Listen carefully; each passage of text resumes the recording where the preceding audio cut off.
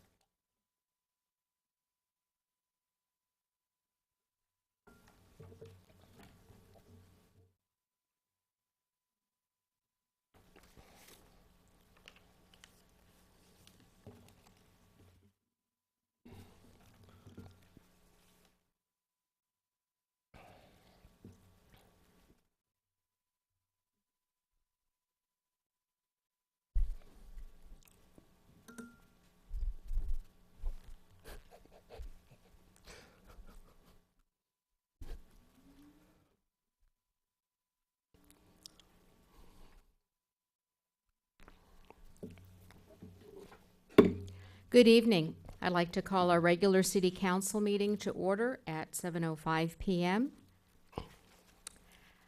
I know that we have a lot of people here for presentations tonight, and if you are here for a presentation that is taking place at the beginning of the meeting, if you're not already in your reserved seat right after the Pledge of Allegiance and the invocation, if you could please line up in the aisle over here so that we're ready to go. We would appreciate that. Also like to give Mayor Pro Tem John Mark Jennings regrets for not being here tonight. He's not feeling well, but I'm sure he's watching us all on TV, and he's with us here in spirit, and we wish him very swift recovery. At this time, I'd like to ask Pastor David Reeve of Christian Mission Church to come forward for the invocation, and then we will have Boy Scout Troop 734 come forward to lead us in the Pledge of Allegiance.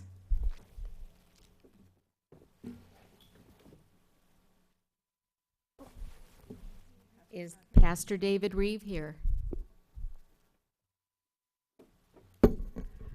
Sorry, Mayor, I think someone must have been sitting in his seat and maybe moved. I thought I could have swore I saw someone there earlier.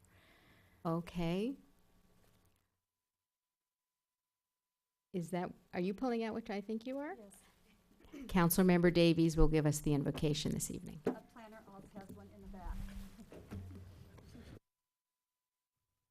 Please bow your head.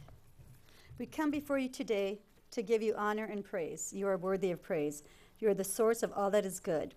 You're the source of all our blessings. Thank you for every gift that we have been given. We thank you for the opportunity to come and gather together today. We ask for your hand of blessing on this meeting. We ask that you would guide and direct our meeting so that it's full of wisdom, productivity, and respect for one another. Thank you for helping us to accomplish our work and our goals this day. In your name we pray. Amen.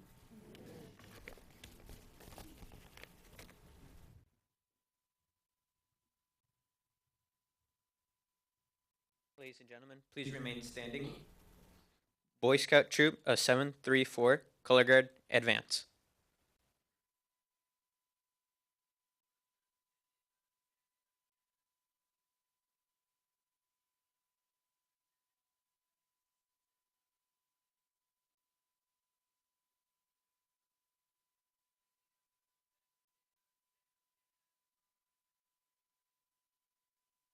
Please place your right hand over your heart. Those in uniform, please veteran salute. Please join me in the Pledge of Allegiance. I pledge allegiance to the flag of the United States of America and to the republic for which it stands, one nation, under God, indivisible, liberty and justice for all. 2. Audience may be seated. Boys, if you could please stay there, we'll be right down.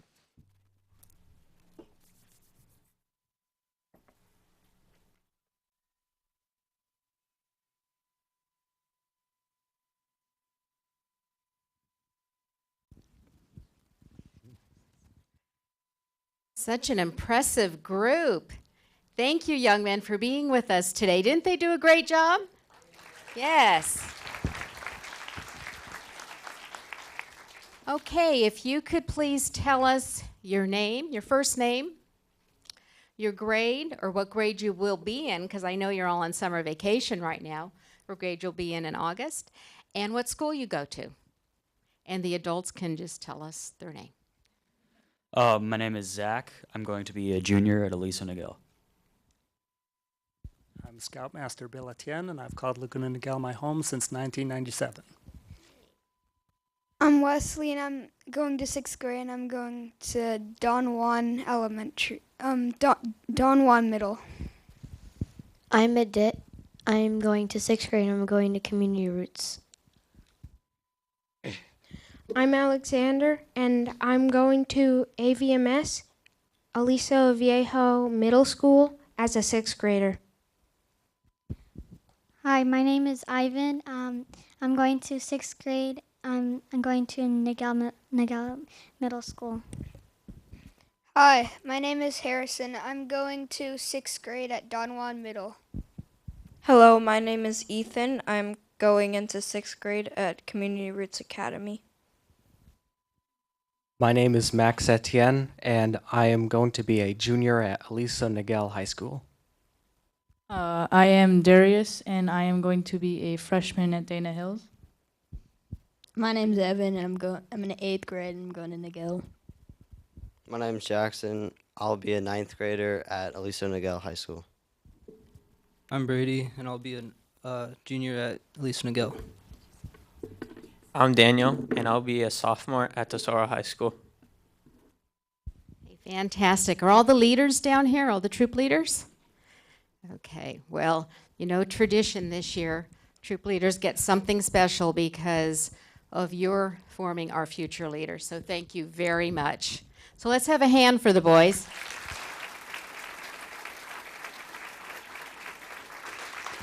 And we know they brought their personal paparazzi with them tonight, so we'll take some pictures. Let me just get back here.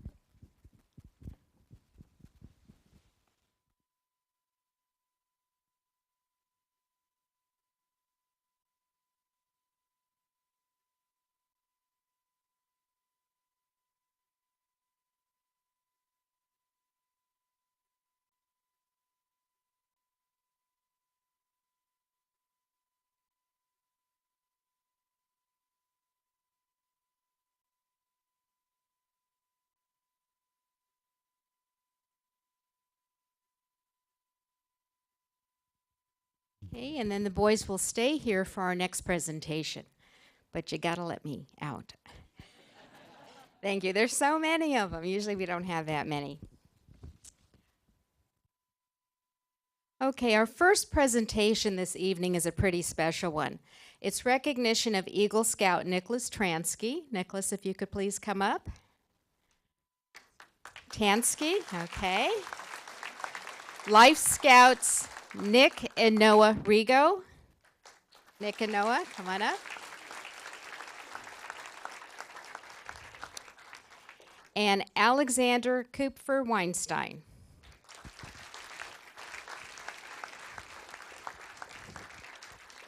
And these young men are being recognized for their heroic life-saving efforts.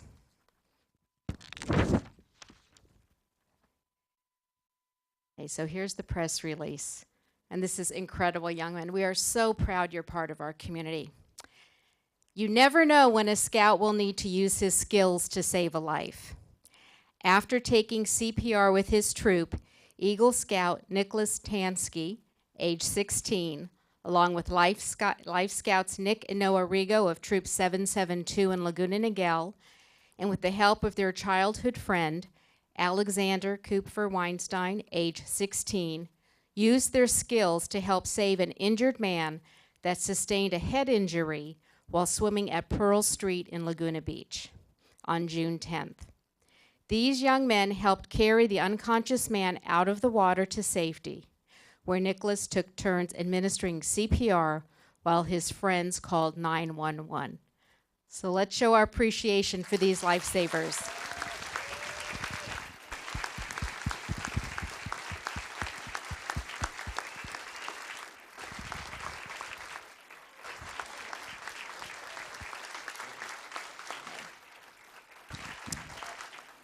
Okay, their certificates say the City of Laguna Niguel recognizes each one of them as an outstanding citizen and commends you for your heroic life-saving efforts to help save an injured, unconscious man while visiting Pearl Street Beach on June 10th, 2018. Thank you so much.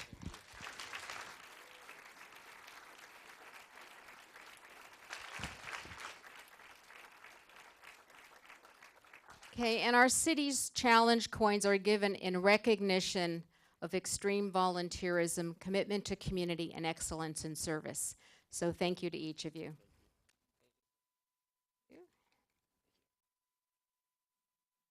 And if I could have the city council step forward in front of the big line of scouts, and we'll take some more pictures.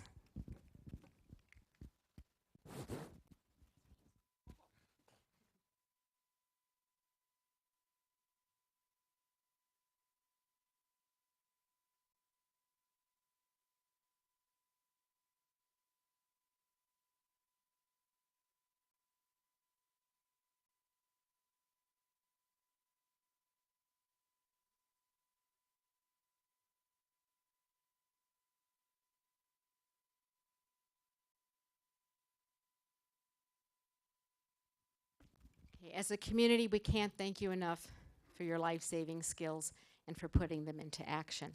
So thank you very much, and thank you for sharing that with us.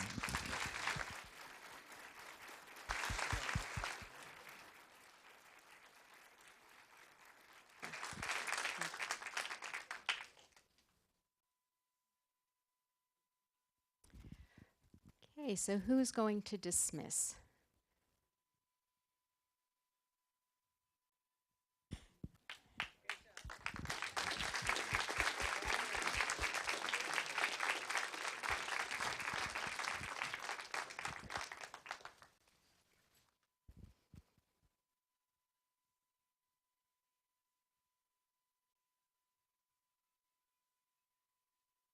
Okay, our next presentation is the Golden Hub of Innovation Community Outreach Award for Pizza with Police. At this time, I'd like Youth Committee member Alyssa Siegel and Chief of Police Services Matt McDaniel to come forward for the presentation.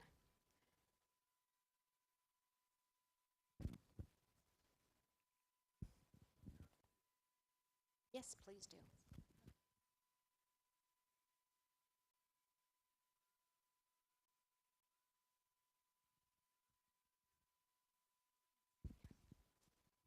Thank you, Mayor.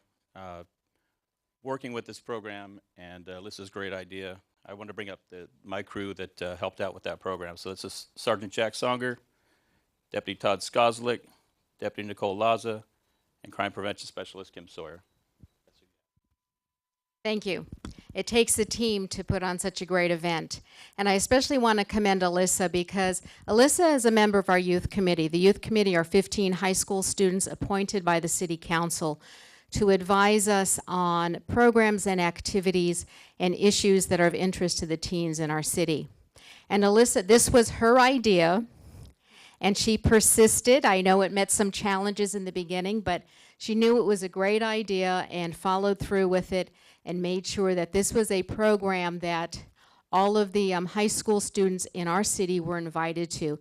And it's to create a relationship and a connection between our youth and our law enforcement so that they have that positive relationship and have a basis for dialogue.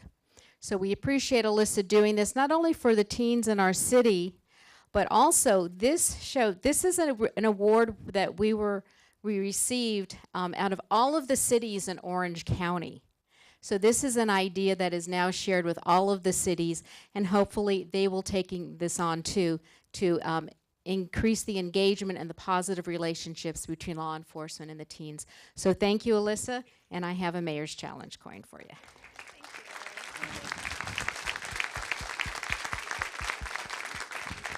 Okay, and Alyssa has her paparazzi too.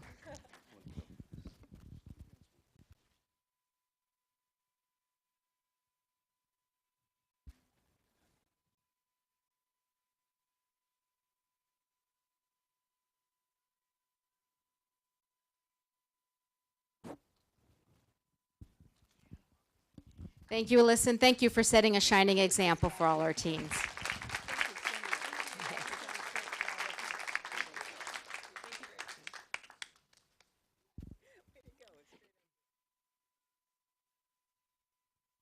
Okay, I told you, I think the theme for tonight is Youth Night.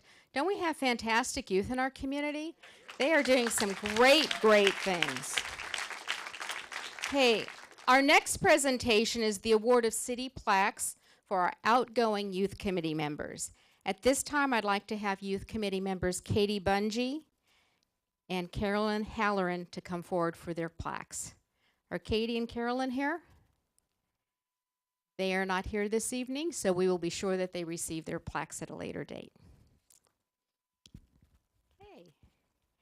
And now our next presentation is still youth. Our youth are doing great things, is in recognition of the Niguel Hills Middle School Parent Teachers Student Association for the GoatFundMe campaign. At this time, I'd like to have the following PTSA members to come forward for the presentation.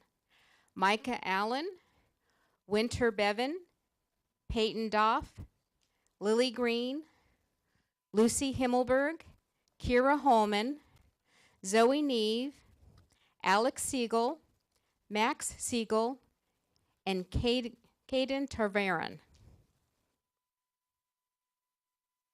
You have the certificates? Okay. Councilmember Davies will present you with your certificates. Let's move the line down a little bit this way. Again, there's so many of our youth here today. This is fantastic. So, and I believe Max would like to tell us about the program. Are you Max? Yeah, Max.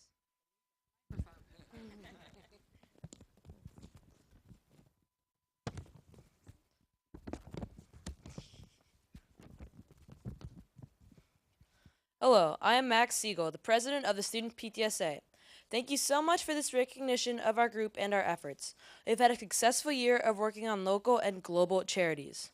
Thank you, Mayor and the City Council. You have led by example. Your public service shows us how to think outside of ourselves. I would also like to thank Martha McNicholas, president of the District Board of Trustees, for all her support at Niguel Hills Middle School. She's a founding mother of the Student PTSA. Also, I would like to thank the City of Laguna Niguel for reaching out to middle schoolers through the Junior Civic Workshops. I have been in the program for all 3 of my middle school years. These workshops have given me a wealth of knowledge and community service. It has opened my eyes to all the hard work and leadership it takes to create a great city to live in. It has also helped us organize and execute the GoatFundMe project. This recognition and award you have given us will go a long way to inspire the youth of today to think of others and not themselves. Thank you.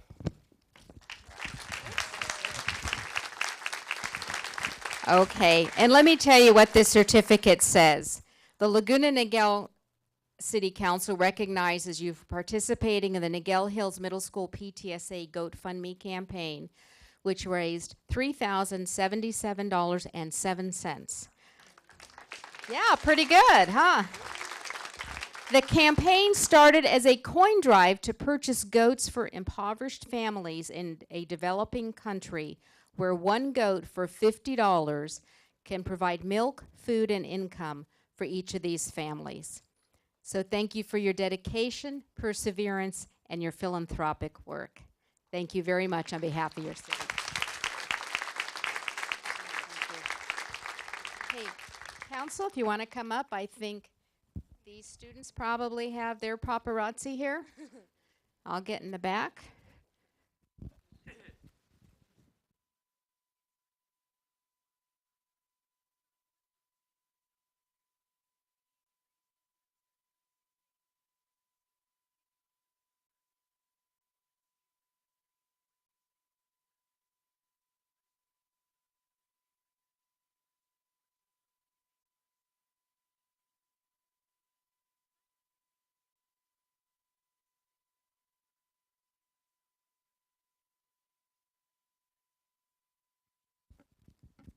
Well, thank you, students. You're starting out right and showing how much you care for the world and that what you do does make a difference. So thank you for your work and thank you for joining us here tonight.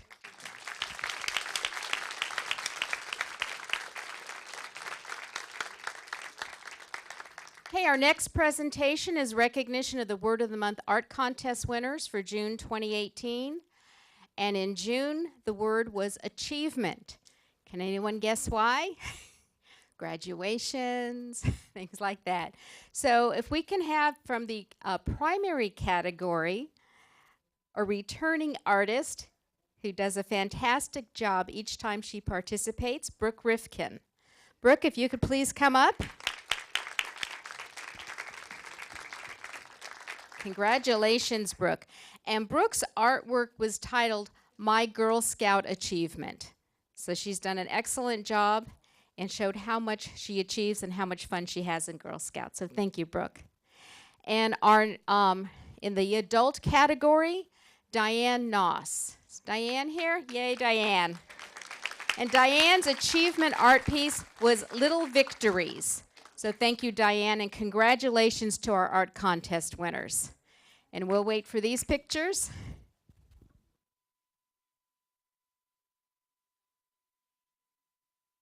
Okay, congratulations. Thank you. We look forward to seeing you back next month, and we look forward to seeing some great art out there. Thank you, Brooke.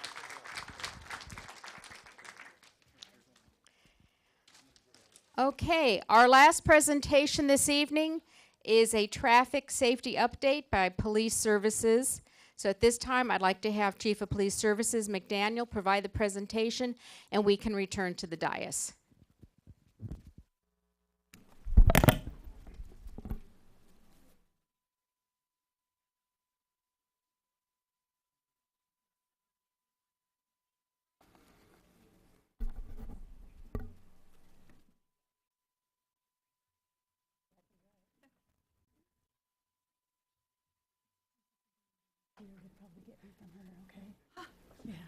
I'll make sure.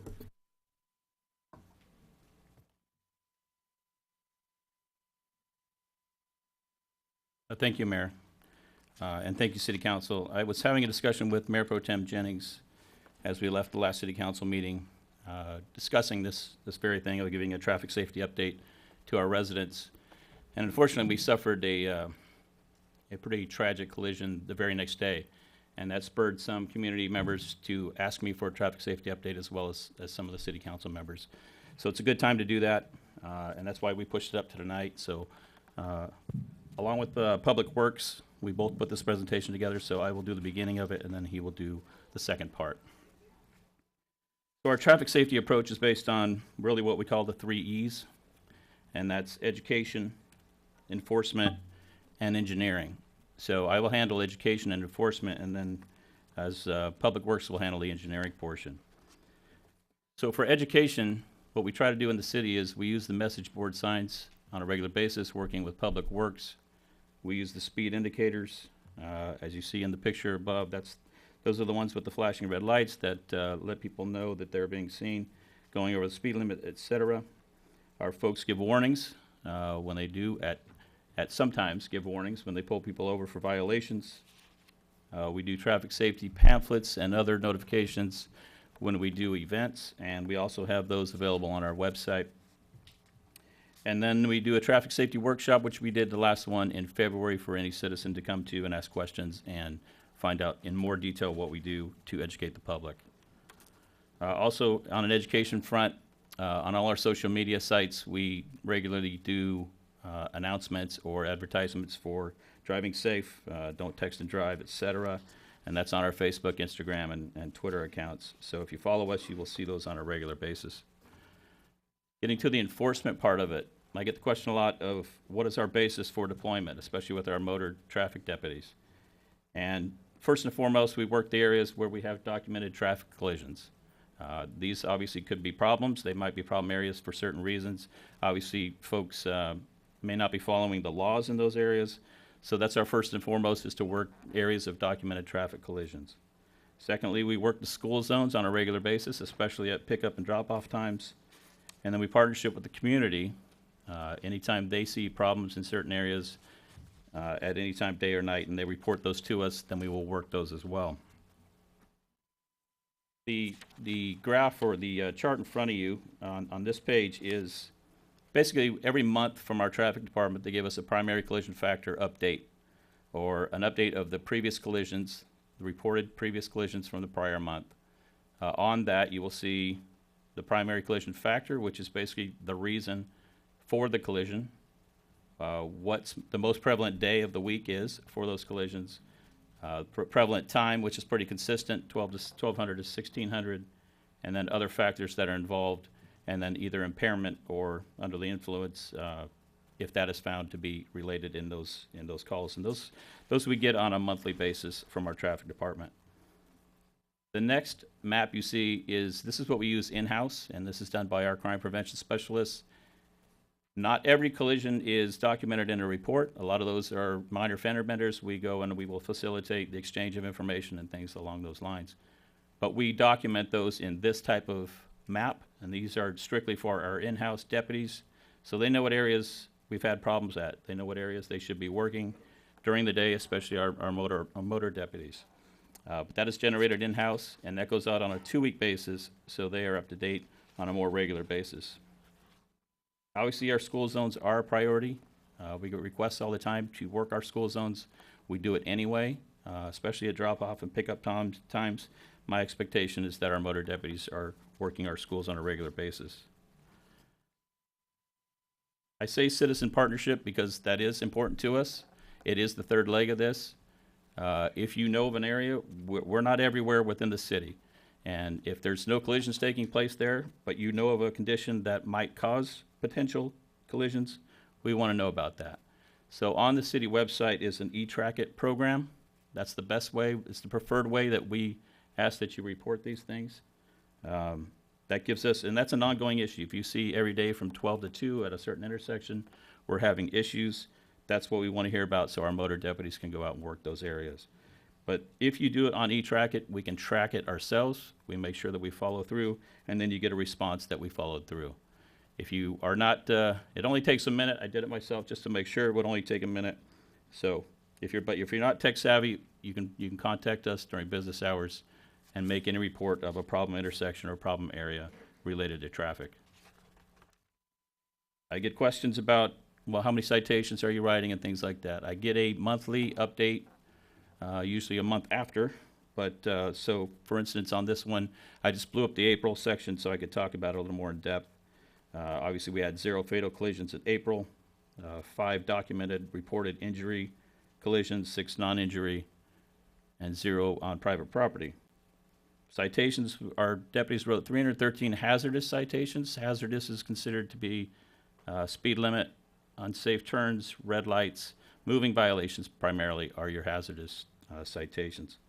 They also wrote 133 non-hazardous citations. Believe it or not, cell phone usage is not is a non-hazardous citation. So cell phones, seat belts, registration, those type of tickets are the 133.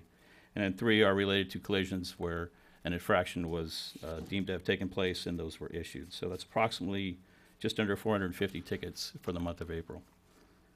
Some of the other traffic enforcement we do, obviously we have commercial enforcement. Obviously their role is to make sure that the companies coming through our city or construction or transport trucks, etc., are following regulations, are being safe, are not overweight in their load to prevent collisions like you see on the screen. And no one was seriously hurt in this collision, so I wouldn't have shown it otherwise. But basically, that's what they're there for, to make sure companies are following the rules as they do conduct business in our city and pass through our city. We have driving under the influence DUI checkpoints at least twice a year. On the screen, you see the numbers from our January one, which took place at Greenfield and Crown Valley. Only 2 arrests, but the message gets sent. You see other citations on there as well, and some 30-day impounds for vehicles that were driven by suspended license drivers, etc. But you see how many folks were contacted that night, and it also sends the message that Laguna de Gal takes this program seriously. And most of the DUI checkpoints are funded by grant money, so that's not money spent by us to do that. That's usually state grant money that gets done. So it's another excellent program. As you folks know, because you had the leadership to add these, we added 2 driving under the influence traffic enforcement deputies in July of 2017.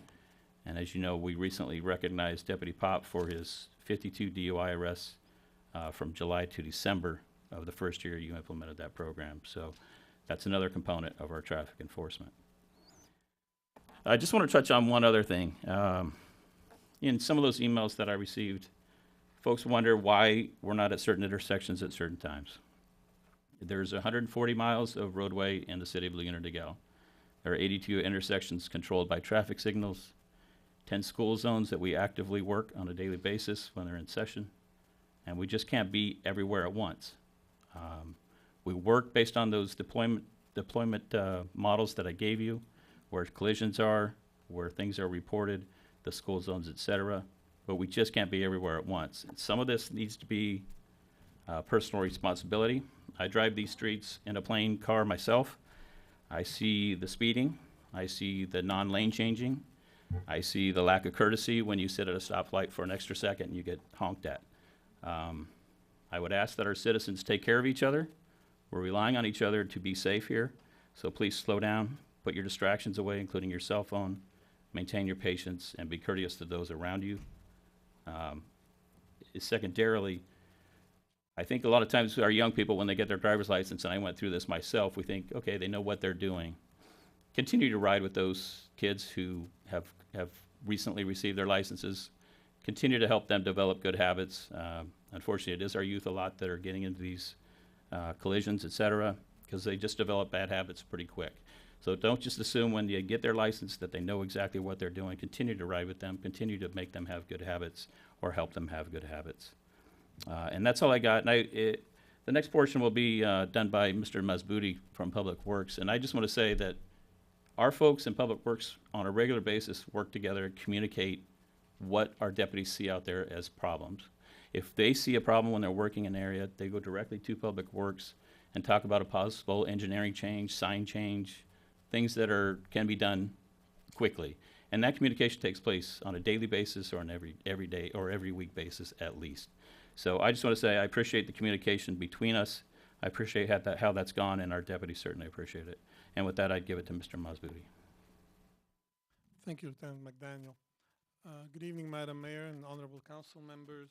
To follow up on what Lieutenant McDaniel presented are a lot of the stuff that affect all of us, and we interact and we look at what they observe, and then we try to identify, well, what can be done. The Public Works Department or engineering, we have certain requirements that we follow that the California Manual on Uniform Traffic Control Devices allow us or sets guidelines for us or how we do things. So we have some rules that we have to play by. But I'm going to talk about some of what we do. So you heard about some of the message boards and the radar trailers. So we, on a weekly basis, we interact with the sergeant. We identify maps of where we want those, and we set the radar trailers. We use the message boards sometime in a campaign, you know, to tell people to slow down, whether it's during the holiday or if there's certain area that we want to inform them, if there's construction, if there's anything unusual. So we use those regularly. Some of the measures that exist, and we use some of those, are the fixed speed feedback. I believe on Rancho Niguel, we have one by the school. So people see the speed that they're going at, and sometimes these are effective. People see them, they react, they see that, you know, they expect that somebody's gonna catch them speeding, etc. So those could be deployed. And we also have signal ahead and signal ahead pavement marking. So sometimes we want to forewarn people, but just by telling them, we hope that they see them and then they slow down. There are high visibility speed limit vertical strips. If you recall, after we had the accident on Alicia, we put two of them, and they're very visible, and people see them and they slow down. The size of the speed limit signs. Our speed limit signs currently are 18 by 24. Those could be increased to 24 by 36 if we really want people to realize and see what they are. The number of speed limit signs, so that's dictated by the California MUTCD, which is the manual I referred to earlier. And the manual tells us we should have 1 per mile, it should be more. So we meet or even exceed that, say, on Crown Valley and Alicia. And those, we put them every time we change a speed zone or want to inform people or remind them, you know, that the speed limit is set what it is. So these are the basic measures I want to go through that we already implement and are available. We can always evaluate, increase them, and do a variety of these. These are what I would call low to no cost, some of them. and are easily implemented. So in the pictures here, I'm going to show you. So the picture on the left is the radar trailer that we use. I'm sorry, the message board. The one next to it in the middle is the radar trailer, and that flashes light. People think it's a police car. It has like the red and blue or the red and white. The one on the top right is that strip that we put on Alicia before Nigel, and it makes it very visible. People see it. The bottom left is the fixed feedback. So this is a solar powered one where, you know, as cars are going down, it gives them their speed. If they're speeding, it flashes at them. There are some that say slow down, etc. We don't have those. Same in the middle one. It posts the speed limit and then it puts the one above it. The one on the bottom right is the signal ahead. And this also, we're dictated by the California MUTCD as to where we put them. So if you have a curve in the road, or if you have like, you know, a hill, like on Nigel, we just installed some of these so that people know as they're coming down that there's a signal they may not see, so they will slow down. The next are some intersection safety that cities have used, and the various speed management techniques. Some of these have been used. Some are more effective than others. So some cities have painted or used alternate material at the major intersections. So some cities have painted the whole intersection. Some have put bricks or something where the cars, as they drive over them, it makes noise or vibrates, so it tends to make them want to slow down. Other cities have painted crosswalks or made the crosswalk made of alternate material as well. We could modify crosswalks for more visibility, such as using ladder crosswalk, and we have some of those. Others are the continental crosswalk, and I'll be showing you a picture of those shortly. There are also transfer pavement marking, and these are pavement marking that are placed in a way and at certain distance. So if a car is going fast, they'll see them as if it makes them feel like they're going faster, and those have been used. Other measures that people have used is narrowing the lanes. So as you narrow lanes, you know, people get a little more nervous driving, so they tend to slow down. And what they do typically is maybe put a buffer next to the bicycle lane or widen the bicycle lane. So these measures, I'm just presenting to you some of the ideas or some of the techniques that are used, you know, in addressing speeding or pedestrian safeties. And I'm showing you here some pictures of some of those examples. So some cities have looked at, you know, painting an entire intersection, making it concrete, putting a pattern. So as drivers are driving, they see the change in pattern or color, and they tend to slow down. Like I said, they feel like they're going to hit, you know, like a rumble strip per se. The ones on the right are examples of crosswalks that people have either painted or put markings on them. The one on top is just like a stencil they painted. You know, the one in the middle is full paint. And then the one on the bottom is like a brick pattern that they have applied to the whole intersection. The two on the pictures on the left are those transfer pavement markings that I talked about. And then the three black rectangles are the crosswalk markings that you probably have seen. So our standard and the most common is the two bars. The one in the middle is what's called the ladder, and it increases the, you know, the visibility of the crosswalk for drivers. The one on the right is the continental. The continental typically would have a bar before it, and then that results, because we use the standard, for example, we'll have to relocate loops. So that's a more expensive process that we would have to go to. I'll be talking a little bit about signal operation. And so we set the signal, we synchronize our signals in the city so to the speed limit.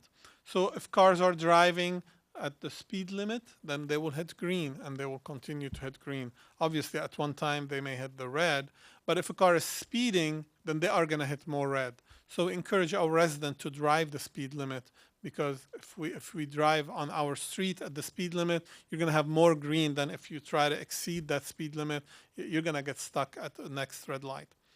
Our intersections also have a 1 to 2 second all red, and that brings kind of all the traffic to a stop for a second, second and a half, etc. And that's to reduce the broadside collisions. So any signal timing that we would change would require some analysis and justification for modification. So we can't just willy-nilly change stuff, because sometimes it could result in accident, because people anticipate certain things, and if you change them, you could cause an accident when it's not warranted. This picture just shows kind of how the signal synchronization works. And the way it works, if a group of cars receive a green light and they leave that intersection, they drive at the speed limit. Then when they arrive to the next signal, they will hit the green light and they will continue. For example, Alicia is one of the roads that we're synchronizing, working with OCTA. So the expectation is during peak, they should be able to leave from Crown Valley and hit as many lights as possible heading to the freeway. So our arterial are the main funnel to get cars out.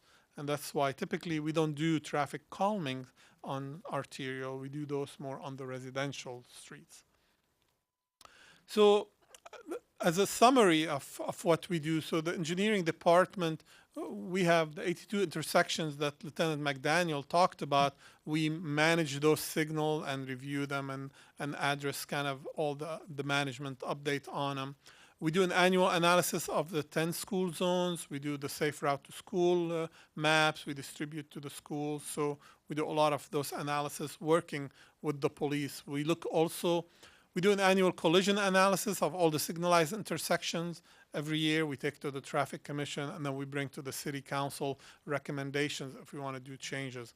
The message boards and the radar trailer provide public outreach in coordination with the police service year-round. So every week we meet with the sergeant, or every other week we provide them with the map, and we agree on where we want to put those radars or message boards.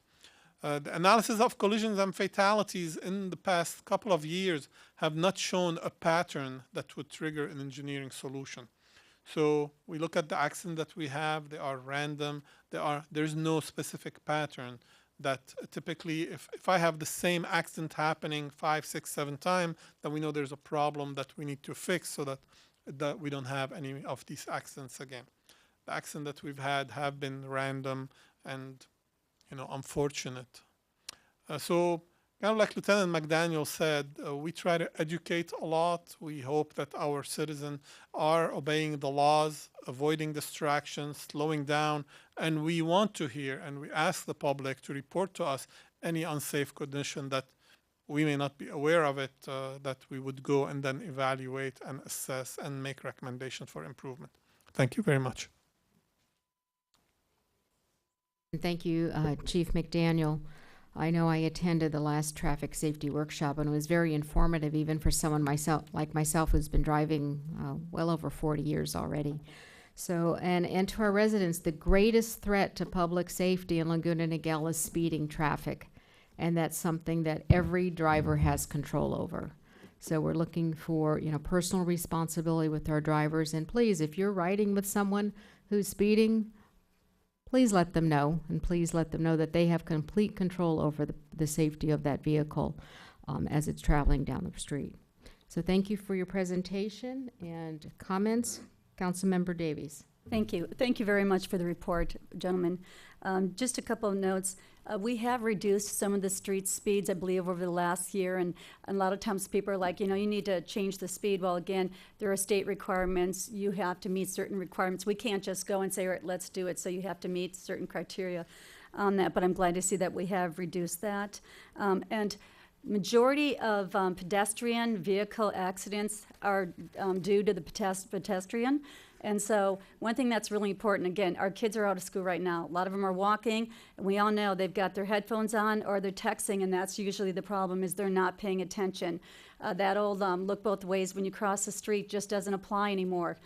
We didn't have all of this back then. So I really do recommend talk to your kids. There are different cities, I know in Hawaii, you actually will be fined if you're caught texting or using your phone when crossing a crosswalk. Due to safety. So just, talk to your kids again, let them know that's not the time they gotta look out for these cars, because it's usually too late at that point. But again, thank you very much, and I'm really proud that we were able to add 2 deputies. A lot of the other cities, due to their budgets, have actually cut their staff, so the fact that we were able to go and do that makes a huge difference. So thank you very much. Thank you, Mayor. Yeah, thank you. Okay, we'll now move on to our next item, which is public communications. Any person wishing to address the city council will need to complete and present a gold-colored request to speak form and submit it to the city clerk. These forms are available on the back counter that is located near the door to council chambers. Please be aware that there's a time limit of 2 minutes for each person to speak. To allow equal time for speakers, minutes may not be yielded to another speaker. You may have another person read your written statement. City Clerk Gomez, are there any other requests to speak forms? No, Mayor. Okay, and these public comments or public communications right now is just for items that are not on the agenda. For the items that are on the agenda, we will have those during that agenda item.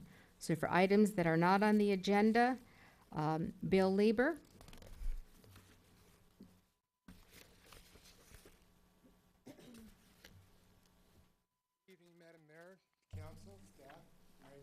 I'm on the board of directors for the Laguna Niguel Chamber of Commerce, and we have 2 great events coming up. The very first one's going to be this Friday at El Niguel Country Club, the State of the City, and our own Mayor Ginaway will be doing the presentation there. And we already have over 130 reservations, so it's going to be very well attended. The next thing that's coming up is the 4th of July pancake breakfast. It's always a great time in the park where we have our 5 and 10K runs and some great breakfast pancakes, and we need some extra volunteers if anybody else wants to come out. And that's the end of my Chamber of Commerce report. Okay, thank you, Mr. Thank Lieber. you. Okay, Luke Burson. Is Luke here? Okay, how about Debbie Gray? Okay, is there sound in the community room? Okay, come on down, you two.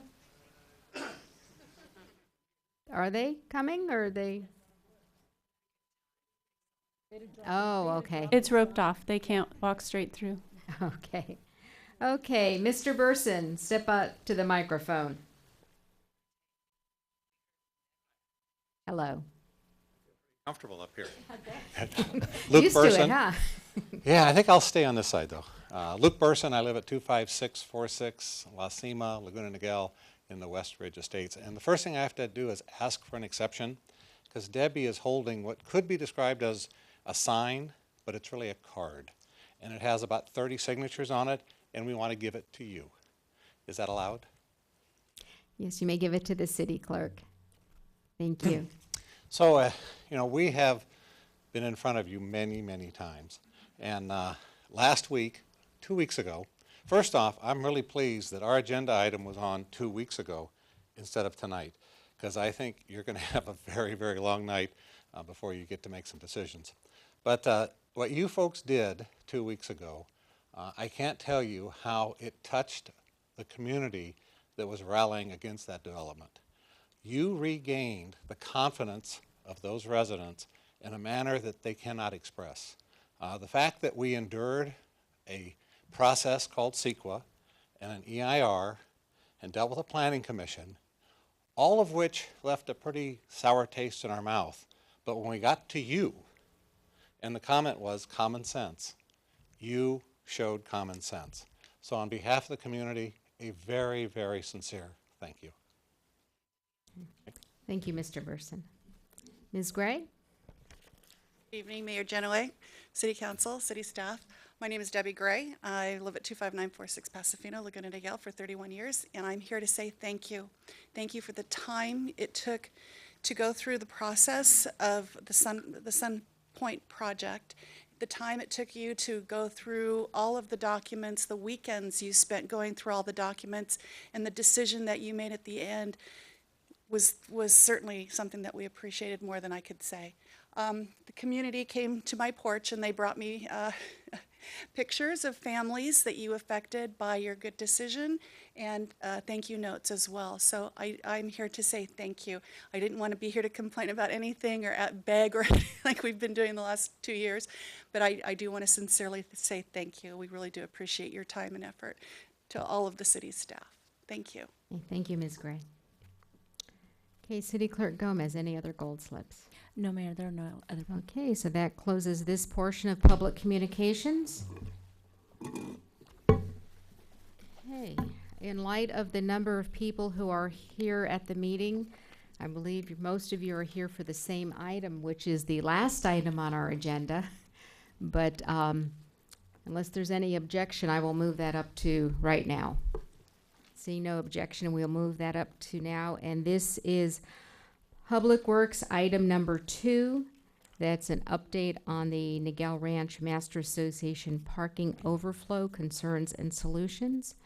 So City Manager Ridge, if you could please provide a staff report, and also please provide a clarification of the item, because I know there was some questions and a little bit of confusion about the item. So if you could provide that clarification first, so that people then can hear the staff report. Certainly, Honorable Mayor. It did come to my attention as well that there was maybe a misunderstanding. So to clarify, what is before City Council tonight is moving forward a recommendation that was made by the Traffic and Transportation Commission to place overnight parking restrictions on Hidden Hills Road, Niguel Ranch Road, Karma Court, Stradling Court from Hidden Hills to Stonegate Lane. Staff prepared the staff report and conducted an analysis, and it is staff's recommendation to not impose any overnight parking restrictions.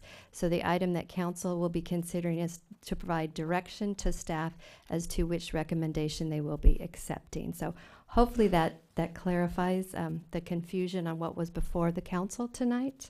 And for the staff report, at the direction of the Traffic and Transportation Commission, staff did mail out 1,143 letters to all residential units within the Niguel Ranch Master Homeowners Association and requested feedback on 4 different options.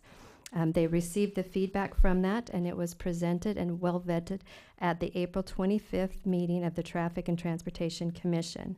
At that time, the Traffic and Transportation Commission made the recommendation to move forward to City Council a recommendation to implement one of the options, and that option was option B, which was implementing parking restrictions overnight on those streets that I previously mentioned. There was a lot of work that was done by a lot of community stakeholders and the Traffic and Transportation Commission in reviewing all of the results and the summary of the feedback that was received. And when staff did conduct their analysis of it to make their recommendation to City Council, 2 main issues were brought to our attention, and one was that typically to implement a change like this, the policies that we have in other areas of our city require a supermajority of the community wanting those. And in this case, there was only a 30% return rate, with only about 12% of the community residents of the area wanting to have option B move forward.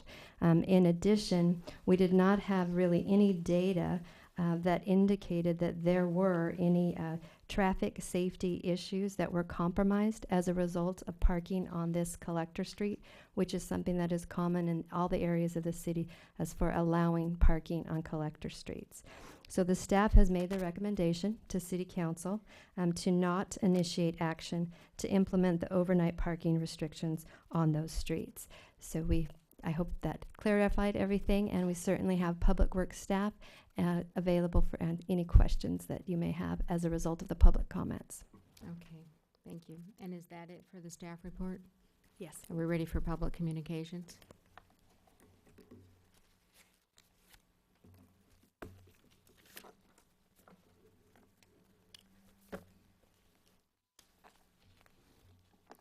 Okay, now we will have public communications on this agenda item. There are well over 30 requests to speak. If your question has been answered by the clarification that City Manager Ridge has just given, and you feel you do not need to step up to the microphone, that's perfectly okay. or if someone else makes the same comments that you had planned to make. So when your name is called, if you decline to speak, you just don't need to step up to the microphone, and we will then move on to the next speaker. So each speaker has a maximum of 2 minutes, and I will call 4 people at a time. So if you could please line up in the aisle so that you are ready to step up to the microphone when it is your turn. Please speak directly into the microphone because this meeting is recorded, and state your name and your address. So we have Sean Keene, Carlo Rodriguez, Austin Peavy, and Scott Perry.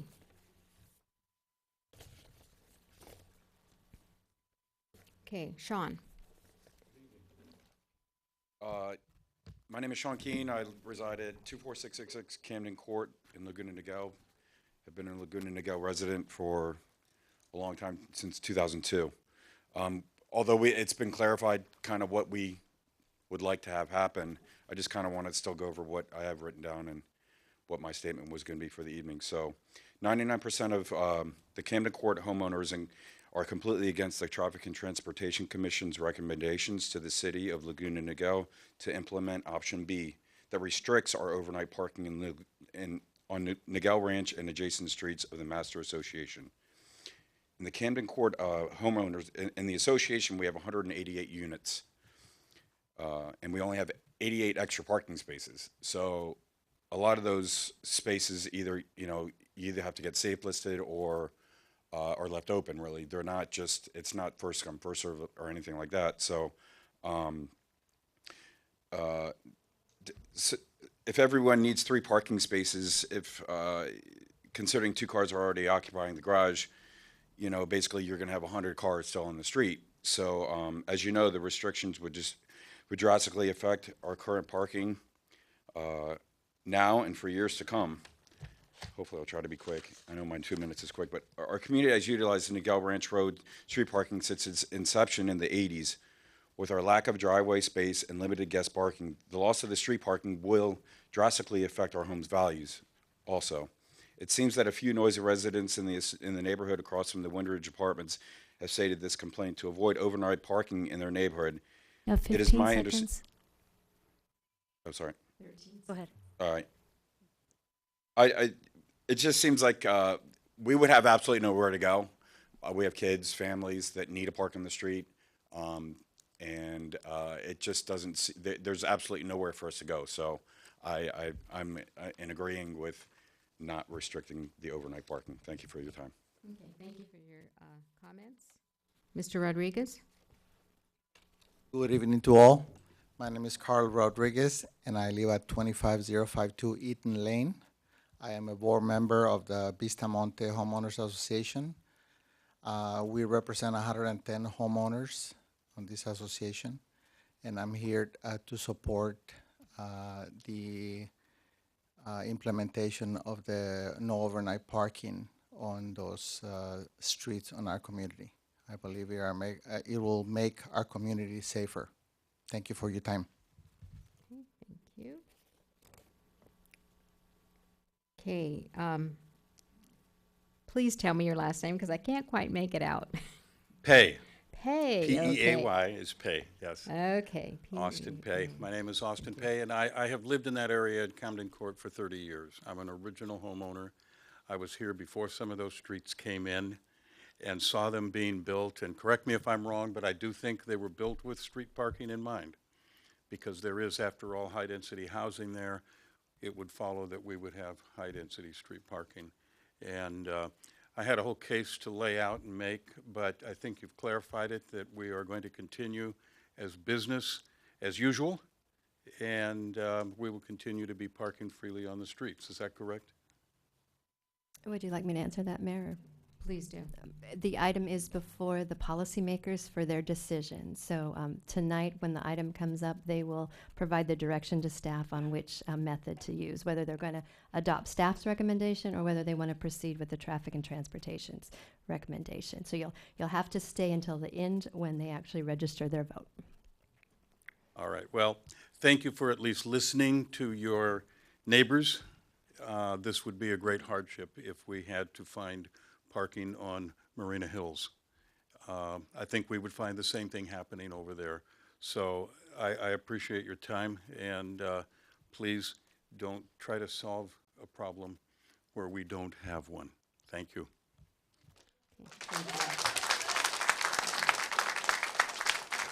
Mr. Perry? Good evening, Council. Scott Perry, 24805 Stratton Lane. I'm on the Board of Directors with Camden Court. We represent 188 homes in that area. My wife and I have been there for 10 years. We've utilized the street parking for part of that years. My daughter's 20 years old now. She parks there. My son will soon be 16. He's 14 now. We're going to need another parking spot. And we park 2 cars in our garage every night. Without having a driveway, we're going to have no parking for our 14 and 20-year-old in a couple of years. So we are completely against restricting overnight parking. We've utilized it for 10 years, and we want to utilize it for the rest of our time in Camden Court. Thank you very much. Thank you. Okay, Holly Wilcox, Tim Bowman, Diane Vaught, and Dan Henning. Again, if you feel you don't need to make your remarks, then you just don't come up to the microphone. Okay, Holly Wilcox. Good evening, Mayor and Council members. My name is Holly Wilcox. I live at 30001 Golden Lantern, apartment 261. I have lived in Laguna Niguel since I was 9 years old in 2003. I attended Hidden Hills, Niguel Hills, and Dana Hills, which I graduated from in 2012. I graduated from Vanguard University a couple of years ago and currently work at Disneyland. And I normally work in the evenings and get home at 2 or 3 in the morning. A couple months ago, parking was prohibited on Weatherwood and several other streets in the Somerset HOA. This has affected me in a few ways. I feel unsafe walking further in the middle of the night, early morning hours. I have come across coyotes and other young women walking. Sometimes I have to park on Firenze, Marina Hills, or even across Golden Lantern by the retirement home in the cul-de-sac. Sometimes I have to spend 30 minutes looking for a spot to park, knowing that there are no cars parked on Weatherwood. I have a picture of absolutely no cars parked on Weatherwood on my phone. Unfortunately, as a result now, I am worried for my safety. For the safety of your Laguna Niguel residents, I urge you to consider how your decisions affect all the residents of Laguna Niguel who call the city home. I would also like to request that you would consider adjusting the hours of parking on Marina Hills from 6 p.m. to 8 a.m. to 5 p.m. to 10 a.m. The reason for this is because the residents of Laguna Serrano are required to move their car off the premises or risk towing at 5 p.m. It would be helpful to move their car at a time so they don't risk towing. By making residents move their car off Marina Hills by 8 a.m., there is additional traffic on Marina Hills and Tessier during prime drop-off for Hidden Hills Elementary. You have 9 seconds. Basically, if you do nothing, it won't affect other residents that live here. But if you do that parking, I'm already affected by the Weatherwood, Somerset, that parking restrictions, and those 300 to 400 cars that those people, I don't know where any of those cars are going to go. That's your time. Okay, thank you, Ms. Wilcox.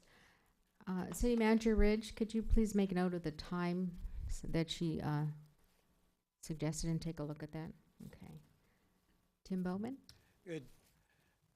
Madam Mayor, council members, fellow residents, my name is Tim Bowman. I live at 30012 Whitecap in Sterling, Niguel. And we sympathize with the challenges of the parking issues, and we're not here to ask for a complete elimination of on-street parking, but the blight, health, and safety hazards caused by excessive vehicles at all hours is too great a detriment to our city. We previously noted that these roads are overcrowded. These complexes here, the Laguna Serrano, Windridge, and Hidden Hills, claim the same 95% occupancy rates for 20-plus years, but the vehicles have increased by the hundreds. Efforts to work with the management have only been met with stalling, hostility, and threats. The apartment complex owners, such as Equity Residential, Equity Partners, or absentee landlords who trade on the good name of our city to charge high rents, but care nothing for the detraction to this same reputation, their failure to manage the safety of their apartments by allowing the overcrowding while not providing adequate parking. The result of this detriment has made the unfortunate moniker our neighborhood of Laguna Niguel, and left unchecked, this bad reputation is going to spread not only throughout the city, but throughout the county. And it's going to be a detriment that's going to be hard to shake. And we just feel that this is their problem. They need to solve it within the confines of their respective complexes. We don't disparage the residents there. We know that their parking, they face many challenges. And we don't believe that prohibiting parking in only the evening is going to solve the issue. Nonetheless, the ambience of our neighborhoods have been maintained. Also, we ask that you do not give in to any legal threats in this manner, and we're willing to work with the city in any such situation there to help make this better. This is to the betterment of our city, to keep the blight out of our area, and also to deal with the health and safety issues that this constant overcrowding is charged. Thank you.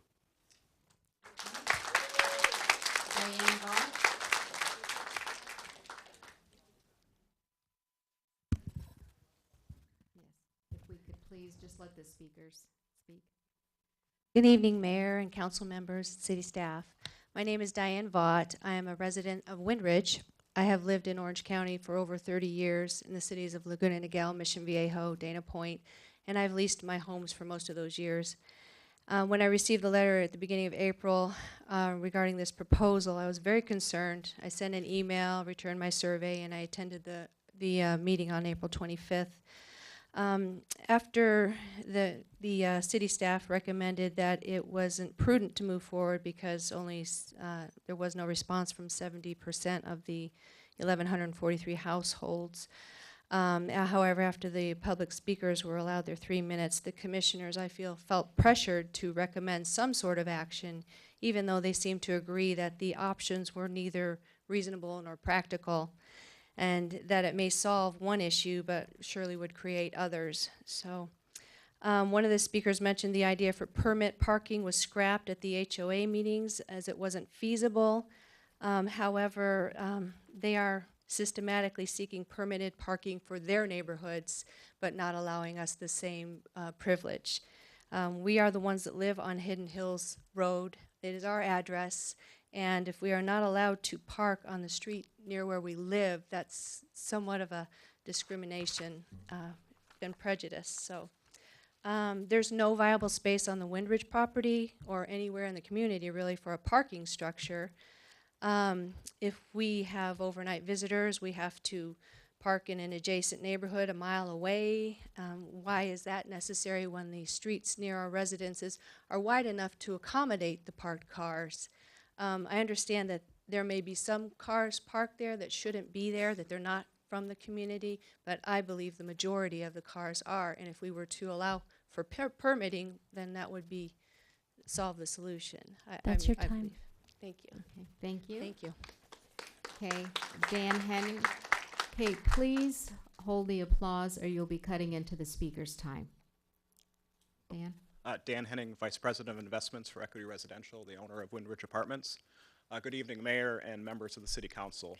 I'm here tonight on behalf of the owner and the residents of Windridge Apartments who are being unfairly and unnecessarily targeted by the permit parking districts that have been put in place, and now the Traffic Commission's proposed overnight parking ban on public streets in the vicinity of Windridge Apartments.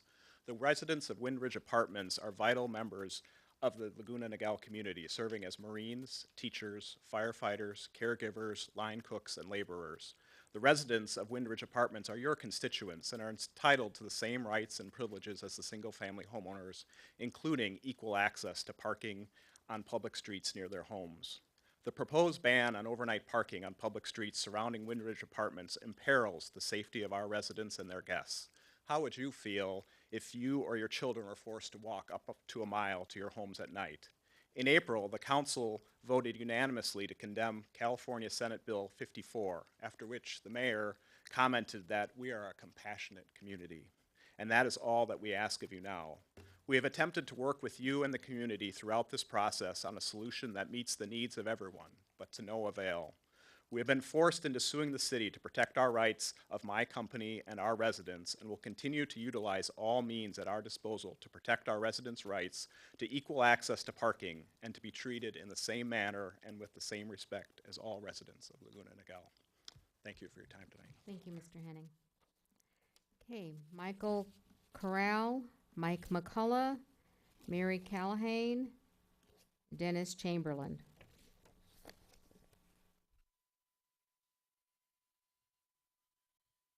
Okay, please state your name and address into the microphone. Michael Corral, 24906 Oxford Drive. I am a member of the Vistamar Homeowners Association as well as the Niguel Ranch Master Board. This is an important night in this chambers. We're testing our tolerance. For years, the residents of the Niguel Ranch community have watched it go from a quiet, tidy, and safe community to a neighborhood plagued with regular disturbances, crime, trash, and excessive vehicles parked in many cases indiscriminately on our streets, intentionally violating local rules as well as municipal codes. We have seen one of our police officers involved in a collision by an impaired driver. We have seen 2 high-speed collisions severely damaging several parked cars. We were recently terrorized by a high-speed chase, school lockdown, and helicopter and canine unit search for a vehicle thief. The thief, seemingly trapped in a cul-de-sac, was not apprehended and the search called off. We have been witnesses to numerous drug offenses. We have seen regular dumping of trash on our hillsides, graffiti and vandalism. We have seen early morning tow trucks recovering stolen and abandoned cars. We regularly see suspects handcuffed on our curbs awaiting processing. Dozens of unregistered and out-of-state vehicles illegally parked on our streets, moving vans, large commercial vehicles parked for days, violating local municipal codes in spite of calls to OCSD for action. Citations are rarely, if ever, issued. We have tolerated this long enough. For years, we have tried working with our sub-associations, asking them to acknowledge their challenge in their changing demographic and asking them to supply more and better parking options. We have tried to reason with residents, imploring them to follow the CCNRs they agreed to when they moved in. We rely on civilized behavior and adherence to the rules, yet there are members of this community who refuse to do so. And what of the increased number of residents living in our homes? The dwelling is still the same size, the number of available parking spaces are the same, yet some people continue to bring in extra people and extra vehicles. Some of these vehicles sit for days, weeks, months, not used. That's yet your they take time. up valuable space Okay. and litter our neighborhoods. Okay, Mike McCullough. Mike McCullough had to leave just a few minutes Mary, ago. state That's your me. name and Yep. address, please. Good evening, Mayor Genoway and City Council members. I'm Mary Callahan, 24871. I am a Sterling Niguel resident homeowner for almost 20 years. I have witnessed an exponential increase of cars parked on the Niguel Ranch Master HOA feeder streets, especially over the past few years. The excessive amount of cars, trash, and noise is deteriorating this neighborhood, so much so that many realtors will not bring prospective buyers to this area. Even when one of our traffic commissioners was house hunting, he told his realtor not to take him to view houses in Sterling Niguel anymore. In addition, there's a safety issue here. It is very dangerous on narrow Hidden Hills Road to have cars parked on both sides of the street. The owners and managers at Windridge Equity Residential insist that the public streets are for public parking use, but in essence, these same streets have become their private parking lot. Because of this, the HOAs along Hidden Hills Road were forced to obtain permit parking for their neighborhoods. I have many friends who have lived at Windridge Apartments. I feel bad for them because Windridge Equity Residential has done nothing to accommodate the parking needs of their residents on site. It is doable to redevelop the property to include a subterranean or above-ground parking structure. That's what should be done to remedy the situations. It's the only sensible and equitable solution for all residents in this area, whether living at Windridge or not. I'd like to remind you of the 1987 letter from the Laguna Niguel Community Council to the County of Orange, which states that the council approved building Windridge Apartments with the following conditions: must provide adequate guest parking, Windridge has none, and 2, no on-street parking on Hidden Hills or Niguel Ranch Road. At this point, I think Windridge needs some motivation to do the right thing for its residents and all the residents in the Niguel Ranch Master HOA. Thank you for your time. Thank you. Excuse me, you're cutting into the speaker's time. Dennis Chamberlain. Good evening. My name is Dennis Chamberlain. I'm at 24792 Oxford Drive. I'm here tonight to just remind you, folks, in a very kind and thoughtful way, that the community members voted in the majority to approve and support the recommendation of the Traffic Committee, which is to restrict overnight parking. I did receive the letter, and I was floored to see what I consider to be manipulation of the majority vote. When I saw an alternate recommendation made by people who, you know, I don't know what basis they used, but it reminded me of a book by Darrell Huff called How to Lie with Statistics. And basically the book deals with how to manipulate information and data to come to the conclusion that you want, irrespective of the truth.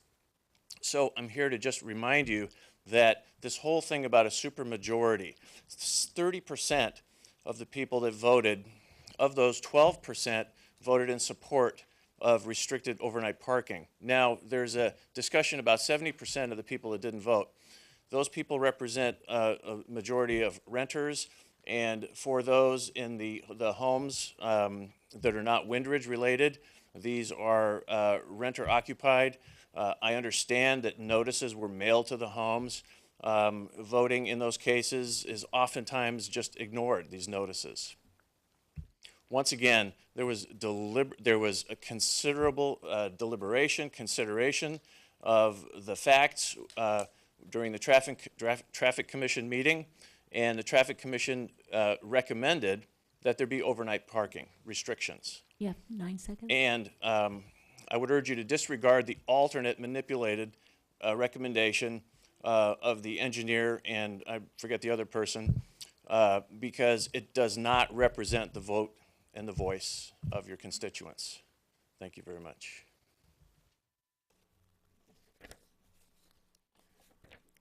Okay, and I'd just like to remind the public that here is a city council. We are here making decisions for the entire community, and the renters and homeowners are all part of our community. Kim Serafino, Julie Reinhard, Martha Bella, Patrick Callahan.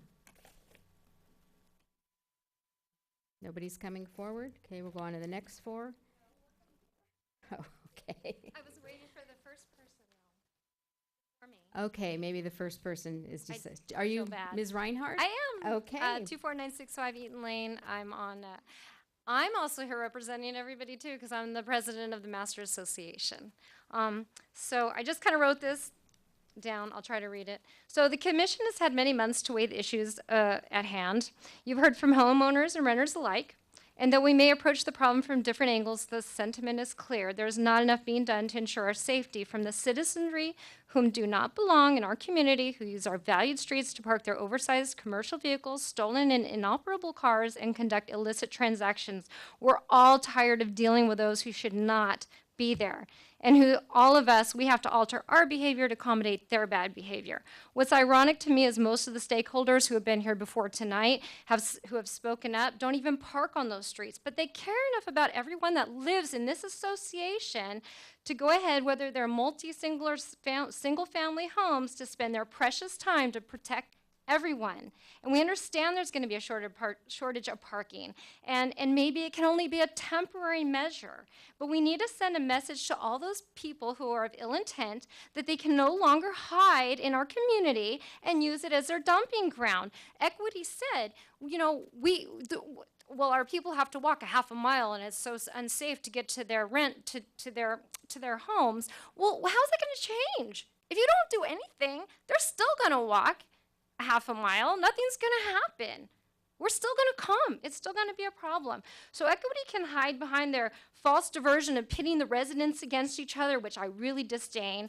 But as long as they're successful in their ruse to fill more units using the tagline "abundant parking available," then they can continue to do their thing and ignore the real problem of protecting their people and providing adequate parking and proper inspections on their properties. If nothing changes, the problem does not go away. So I implore you to approve option B, if only temporarily, to establish safety in our communities so that we can all feel secure in the neighborhood that we all share. That's your we time. want to be safe. Okay, thank you. Thank you. Martha Bella? Good evening. My name is Martha Bella, and I've been a resident at Windridge for 10 years now. Just once again, we're back here. Windridge apartment residents are a blight. We're terrible people, is what I hear again. When we moved in, our children were small. We only needed our garage and our permitted parking space, and we used those every night. Now my oldest is 22. She's a student and works. Then I have an almost 18-year-old who's a student and another one, younger, not driving. But we all need to go to work, go to school, and we have 4 cars. We park one in the garage, one in our permanent parking, and we park the other 2 on the street. So we hear over and over too that the garages aren't checked. Our garages have been checked probably at least twice this year, if not more. I feel like we are constantly having emails come through. This is being checked, that's being checked. They change the parking permits every couple of years so that, you know, the current residents are the ones with parking permits, not from 7 years ago, that type of thing. Anyways, I feel like when the commission made their recommendation, they completely ignored the needs of the residents in Windridge, Camden, and Altamar, and only focused on the homeowners across the street. I think that was an injustice, and I don't think it's right. I think you need to consider the impact that this has on people and our ability to do what we do on a daily basis, just trying to live our lives. So if you vote to restrict overnight parking, I guess we move. I don't know where we move, because I don't know too many apartments or any place around where you can get a 4-car garage or a 2-car garage and a driveway for the rent that we're paying. So it's unfortunate that some people will probably have to move to satisfy the neighbors across the street. Okay, thank you. Okay, state your name and address, please. Good evening, Mayor Genoway and council members. My name is Patrick Cahalan, 24871 Rigger, Sterling Nigel. A few facts and figures here that from my point of view. Nigel Ranch, well, first of all, on October the 17th, the city did a survey on Nigel Ranch, and they found that there was 202 cars parked there. Out of that 202 cars, 162 cars did not belong to any HOA. They did not belong to they were not registered to Camden Court or Windridge or anyone of those. They were just from, we have no idea where they were, right? On December 2017, a similar study was done from Juanina to Nigel Ranch on Hidden Hills. There was 124 cars parked on that street, and 52 of those cars were not registered to a Hidden Hills address. So we're having people from outside the community coming in and park. This is the staff study, not my study. If you go to both streets, which is only about 1.5 miles long, you have 326 cars parked there nightly. Out of that 326 cars, 114 of them are not registered to any HOA or Hidden Hills address. So these cars are from a place we cannot identify. I kind of short in time, so I'll move on. Karma, which is the entrance to our Sterling Nigel development. There are 17 cars parked there. They never move. They're day and night. There are no street sweeping signs there, so the streets never get swept. It looks like the entrance to a county fair. When you compare that to the entrance to Windridge right across the street, there's a vast difference. And this is what's creating the litter, the noise, and the overcrowding. And this is what we had in the stakeholders meeting, and this is what led to the survey which the city sent out. That's your time. Thank you. I'm done? Okay. No, yes, you're done. Thank you for coming this evening.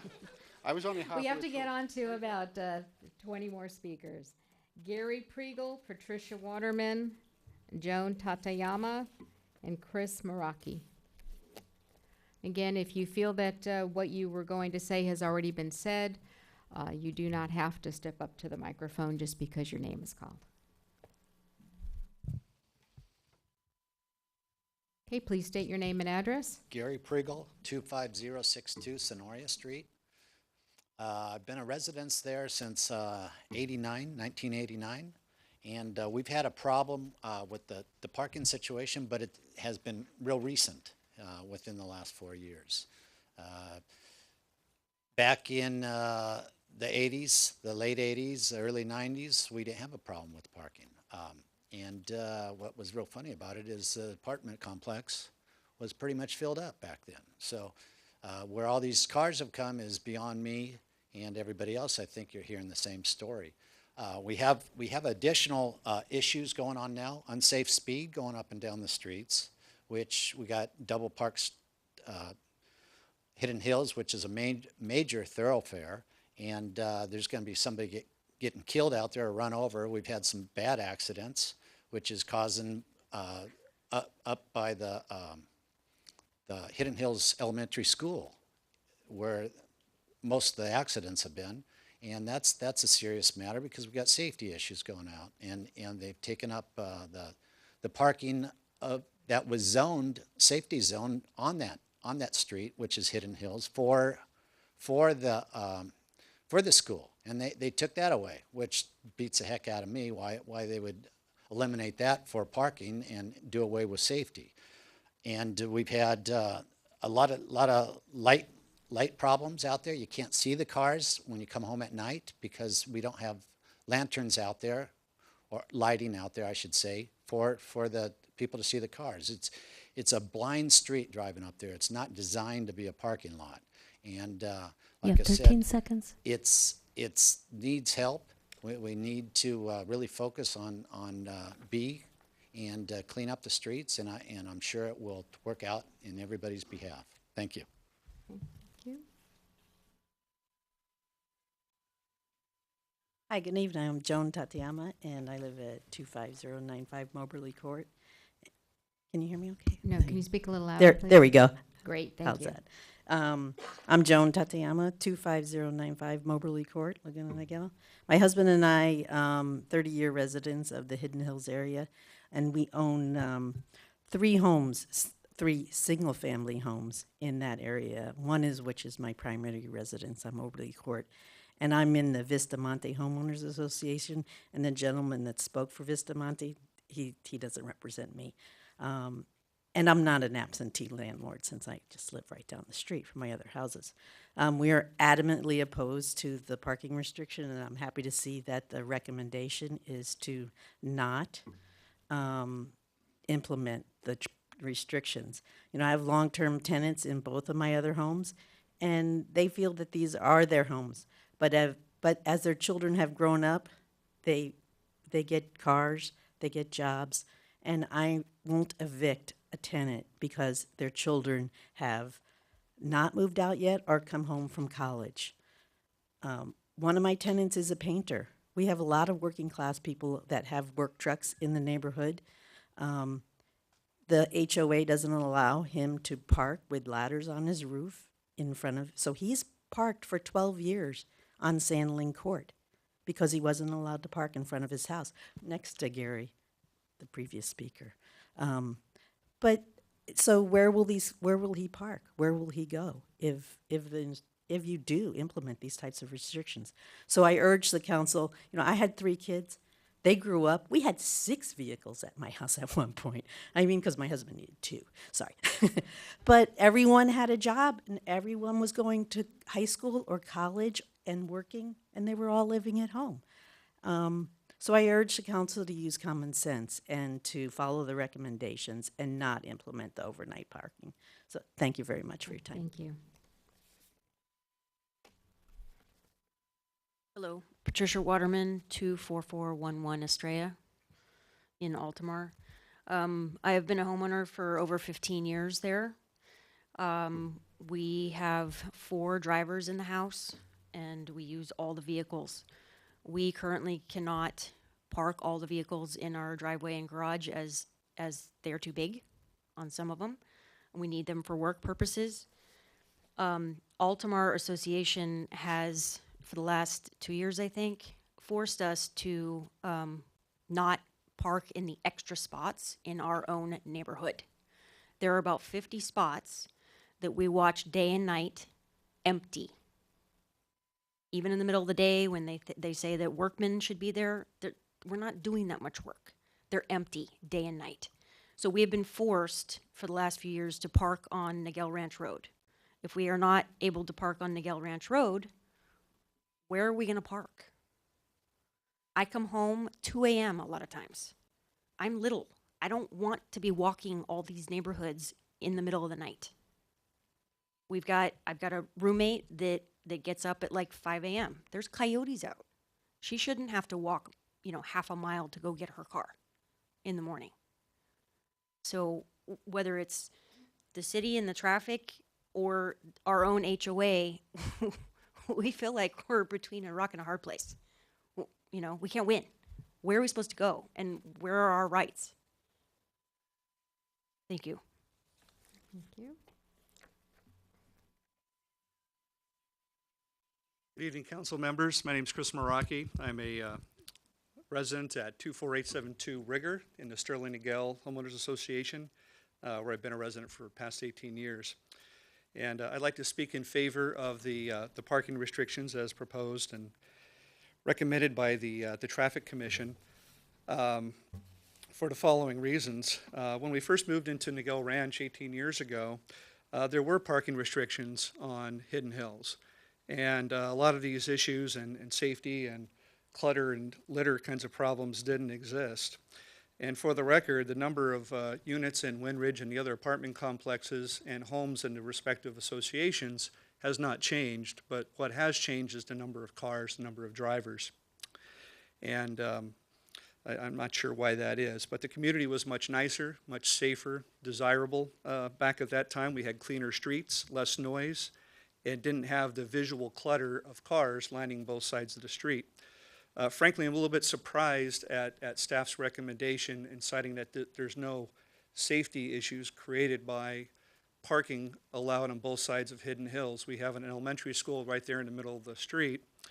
The roads, since the parking is now allowed on both sides of Hidden Hills, the streets become more unsafe. People are parking on both sides of the street, meaning that doors are opening up on both sides of the street at random times when traffic's coming.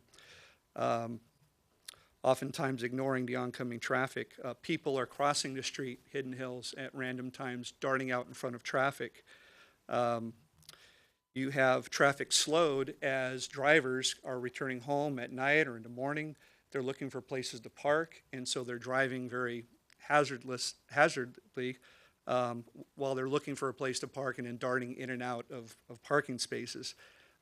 This is clearly a more unsafe situation than we had 18 years ago when that parking on that street was restricted. That's your time. What I'd like Thank to you. recommend is perhaps a partial Your time restriction. is up. Thank you. The next four speakers are Chris Jordan, Yolanda Paredes, Stephanie Sanchez, and Danny Alvarez. Chris Jordan, Yolanda Paredes, Stephanie Sanchez, and Danny Alvarez. Please state your name and address into the microphone. Jordan, 24565 Camden Court. I came. Can you speak a little louder, please? Yes, I've had in listening to the recommendations of staff, that answered a lot of my questions. I don't feel that there is a firm foundation for the restriction on the overnight parking. It's a very emotional issue. We've heard a lot of discussion tonight discussing a neighborhood that I don't recognize from some of the discussions about the trash and the problems with traffic safety. Certainly the streets are wide enough to accommodate what was originally designed to facilitate the high-density residential. So I would support staff, and I think as a practical matter, it makes sense not to try to fix something that isn't broken. Thank you. Thank you. Okay. Yolanda Paredes. Mi nombre es Yolanda Paredes y mi dirección es Windrush. My name is Juana Perez. I'll be translating for her, if that's okay. Okay, please do. Okay, we have 2 minutes. Quiero saber solamente en qué les afecta a las personas que tienen su casa y uno está rentando cuando uno tiene 2, 3 hijos y tiene uno que, los padres tienen que trabajar y los hijos tienen que estudiar. Entonces, ¿a dónde se van a parquear si nomás tenemos un garage y un parqueadero? She said that she just wants to know how does it affect the homeowners if she rents an apartment and now she has grown-up kids that work and she works and they only provide them with a garage and a parking spot. So where would they park? Okay. Thank you. Thank you. Okay. Ms. Sanchez? Hi, I'm Stephanie. I live at the Windridge community. I just Can wanted you speak directly into the microphone? I just wanted to address, I completely understand the concerns of all the homeowners. However, I feel the same way. I don't think it affects them just because of their visual eye. It displeases them to the eye. I don't think that's a fair reason for us to be parking a mile away. I completely understand. With all due respect, I feel like it shouldn't be a problem if we're not parking in their driveways. We don't have that luxury. And I feel like it's pretty unfair if I have to walk in a stroller a mile away to get to my home when they only provide us with a garage and a permit. Thank you. Okay, thank you. Mr. Alvarez? Good evening, Danny Alvarez at Windridge Apartments. From somebody who is working with, growing family and living with the mother-in-law, as much as I would want her not to live there anymore and not be parked, But that's a whole nother story, huh? That's personal. But, she can see this on TV. Well, you just, coming from somebody who is saving and soon to be a homeowner, I work hard. I try to be responsible. I am responsible, for your sake. I just would appreciate it if you kind of keep us in mind. That's pretty much what I came here to say. Okay. Thank you. Thank you for coming tonight. Okay, Ryan Rumler, Jeanette Echevarria, Anthony Malfo, and Steve Holly. Okay, step up to the mic and tell us your name and address, please. Hello, Mayor and Council. My name is Ryan Rumler. I live at 24555 Camden Court. I'm here just to kind of, if you look at the map of the streets they want to close down and the locations of the roads, they're, everyone here is saying the same thing, that there's a parking issue, but by closing those roads, there's nowhere else to go. There's no parking on Marina Hills. We had people up here talking about how the neighborhood's going to hell. I disagree with that severely. They're talking about realtors not wanting to bring people there. If you look at Redfin, all the prices are going up. So houses are selling. I feel like a lot of these people up here that are in support of the measure are fear-mongering. They're trying to push this illusion that it's some trashy community and the apartments are bad and we need to get all those people off the street, and that's frankly not the case. They're closing down, they're closing down neighborhoods in their areas. They're making permit parking available to them, but not to the rest of us, and they're closing the streets. And that is frankly just hurting everybody else. And I just feel like if you vote with the Measure B, it's just going to create a huge amount of problems with people walking. They're all concerned about safety. I heard a gentleman talk about a blind street. Put more streetlights in. There's simple solutions to these problems that don't require harming renters and people that use that street for their livelihood. That's it. Okay, thank you.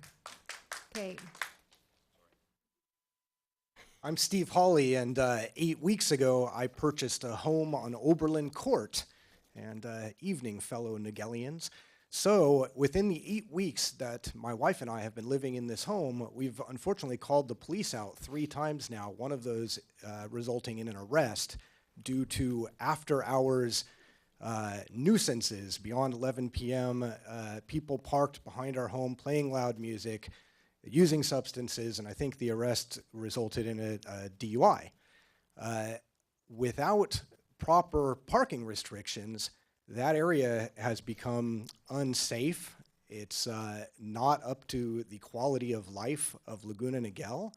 And I grew up here in the 80s. I think it was fine to have not have parking restrictions on the street, but I strongly encourage to bring the safety, the way of life, and the lifestyle of Laguna Niguel back to the area to enforce parking restrictions and a proper parking policy in the area. Thank you.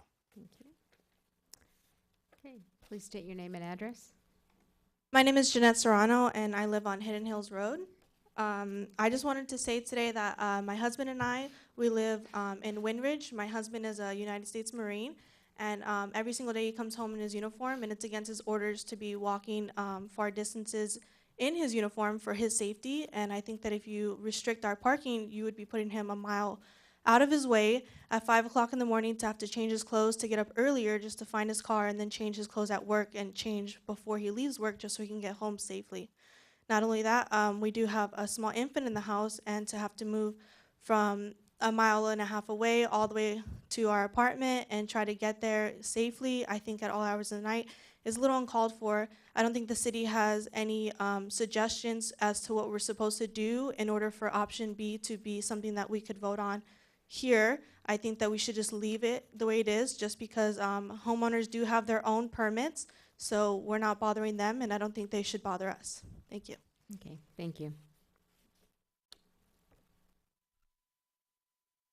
Good evening, ladies and gentlemen. I'm Anthony Dromalfo. I also live in Hidden Hills Road at the Windridge Apartments. Personally, I don't think that the parking should be restricted. If you've seen the road, you can tell that the parking is very necessary for the people who live around there. And as for myself, I have to wear a uniform to work, and I have to walk inside from my car or outside from my car in full military uniform, and I would appreciate not having any other restrictions. So, thank you. Okay, thank you. Okay. Now remember, if what you wanted to say has already been said, you are not required to come up to the microphone just because I call your name. The next 4 are Sandy Rios, Dennis Montanero, Teresa Moraga, and Dave Parks. Sandy Rios, Dennis Montanero, Teresa Moraga, Dave Parks.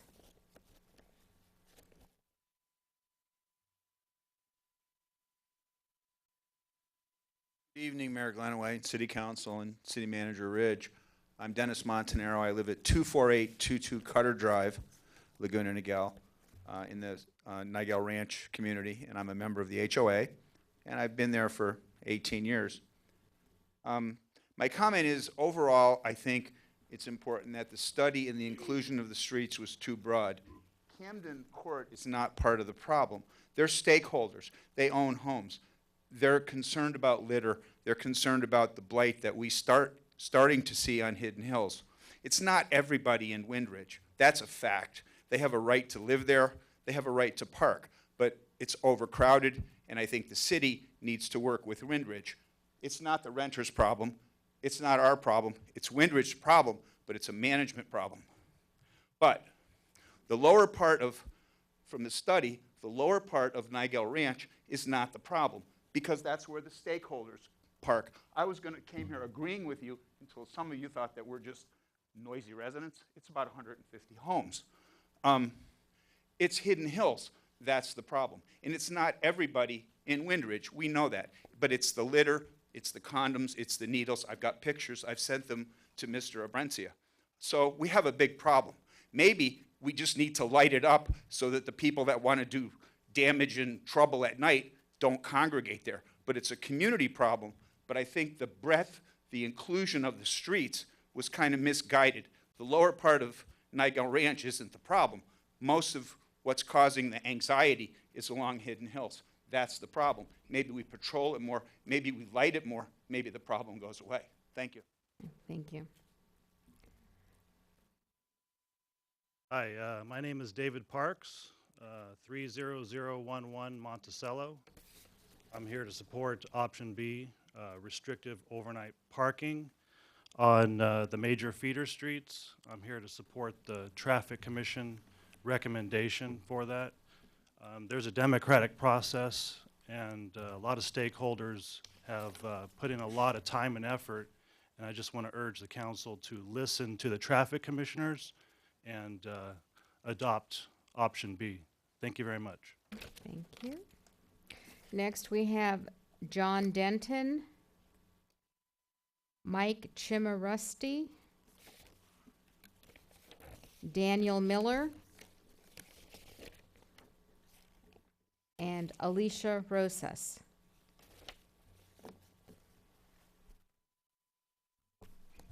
Okay, again, that was John Denton, Mike Chimarusti, Daniel Miller, and Alicia Rosas. Hello, good evening. John Denton, 30005 Monticello Street. I have compassion for everyone in this situation. I think that it's obviously a hard spot the city has found themselves. I can't tell you, I have been a renter, I've lived in apartments, and now my family and I have a house. I have 3 daughters. I have the gift of getting to walk my oldest daughter to school each day. And each day walking her to school, it is an amazing experience. We almost get run over each day. We find things I don't want my 5-year-old daughter finding in the street each day, just in the trash, littered about. And I have called the police, and recently we've become kind of, I think, a joke with the Orange County Sheriff's Department. Someone was sleeping in their car, and the sheriff told them, you can't sleep here because the residents don't like it. And I see that as being a larger safety concern. Recently on Hidden Hills, the cars that have been ticketed are there for soccer on Saturday morning, not cars of residents that are parked illegally. And so now the parks cannot be used because there's no parking, and when people park illegally, the police come in on Saturday morning and they ticket the soccer families. There's also ticketing Monday through Friday for Hidden Hills Elementary School. We can call about illegal parked cars all week long and no tickets are given. And then magically Monday through Friday at the times noted, all elementary school parents are ticketed, which I just find it interesting how we've kind of given up on all issues in our Niguel Ranch community. I know we've been here, Public Works said that there's no noted issues, which I'd encourage them to look at their comprehensive parking information they put together from an outside consulting group. That's your time. Yeah, thank you. Hello, Alicia Rosas, 24822 Rager, Laguna Niguel. I have been a resident of Laguna Niguel for 20 more years. We own 5 cars. We do our best to put our cars in front of our house because we have our rules and regulations in our own neighborhood. We have to follow the HOA regulations. So we don't go outside our neighborhood, not even next to our neighbors to bother them with our cars, not even go inside the Winters apartments to park. We don't park because Winters apartment is a private residence. So why they had to come to our neighbors to park? Why they had to park on Karma when Karma used to be the overflow parking space for our community. Now they're talking about people coming and going and walk. Our neighbors, our families, they walk when they have to park and visit us. They park outside our neighbors because neighborhood because we don't have a space. They had to walk too. We need to be safe, and the bike lane, we need the bike lane back, please. Thank you. Thank you. Good evening. My name is Mike Samarusti, 29931 Oberlin Court. I'm a 28-year resident, and I came here looking for the paradise that you all talk about, and I can tell you this last year has been nothing but a nightmare. I live approximately half a mile away from Windridge, half a mile away from Camden Court, 3/4 mile away from Altamar, the ones who supposedly use the Miguel Ranch Road and Hidden Hills Street. So what have I seen in that time? I've seen stored cars parked behind my home, inoperable cars, excess cars, people selling cars, large commercial vehicles. I've seen smash and grabs, assaults, drug dealings, loitering, vandalism, noise at all sorts of the hours, up until 5 o'clock in the morning, yelling, fighting, loud noise, trash, condoms, syringe needles, pretty much the whole gamut. So I'm definitely in support of option B. I think we also need to keep in mind too that the Traffic Commission went through 7 months of detailed analysis. They heard people discussing what the issues were. This wasn't just a 10-minute discussion about what the options and issues are. It was 7 months in the making. From that, we had 4 stakeholder meetings to try to get all the subs invited to partake and discuss the issues regarding parking, trash, crime, and noise. I can tell you after I went there with high hopes. After meeting number 3, I left with 0 confidence.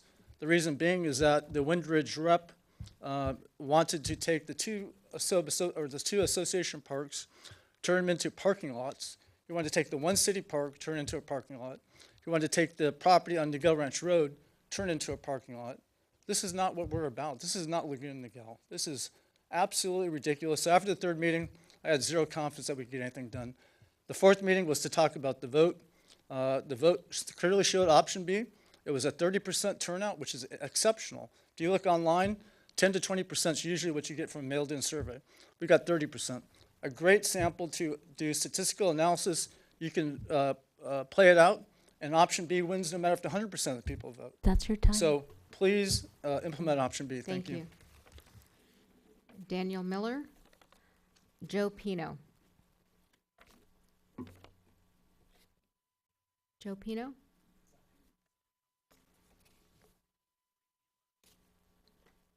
I'm Joe Pino, 24902 Eaton Lane. I'm president of the Vistamar HOA. Originally lived in Camden Court, original owner, 1989. Live up in Eaton Lane now since 96. The deterioration of my neighborhood has been documented. You've heard it all here before. You've heard all the problems before. The problem is not the residents in Windridge. The problem is not the residents in Camden Court or in Altamar. The problem is too many cars parked on our feeder streets. These cars are coming from a variety of places, and many of them come from the Windridge development, which should be doing more. Equity Residential should be doing more to provide parking for their residents. The 1987 letter stated there should be no parking on Hidden Hills and Miguel Ranch Road. A study done a few years ago by Lynn Scott Greenspan said the Windridge development is 259 spaces short.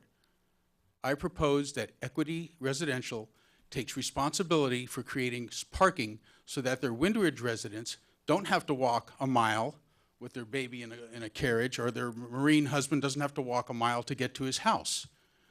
It's their responsibility to fix the problem, not the residents and the homeowners. We're doing what we can do. We're parking in front of our homes and in our garages. If Equity Residential takes the responsibility and stops trying to throw it onto the rest of us and make all of our lives miserable, creating all the blight that's being created on our streets that law enforcement a lot of times doesn't even keep up with, a lot of this problem would be solved. So I look to Equity Residential to solve this problem and not to be threatening this city council with lawsuits. I think that tells you right away where they're at. And as far as the survey that was submitted, and the city manager and Mr. Musbati seem to think that they can just disregard the will of the people. That's your time. I sent you an email. 30% is a very, very good turnout for Okay, a. thank you, Mr. Thank Pino. you. Okay, City Clerk Gomez, are there any more requests to speak forms? No, Mayor, there are no more Okay, cards. public communications on this item is closed. Okay, first we will have, if council has any questions for staff, and then we can go into council comments and discussion. Okay, I have a, do you want to go? Do you have a question? Yes, I do. Okay, go ahead. Thank you. This might either be for Director Mazzabati or for our Attorney Dixon. In regards to going to overnight parking, this would be an ordinance change, correct? If we went to that.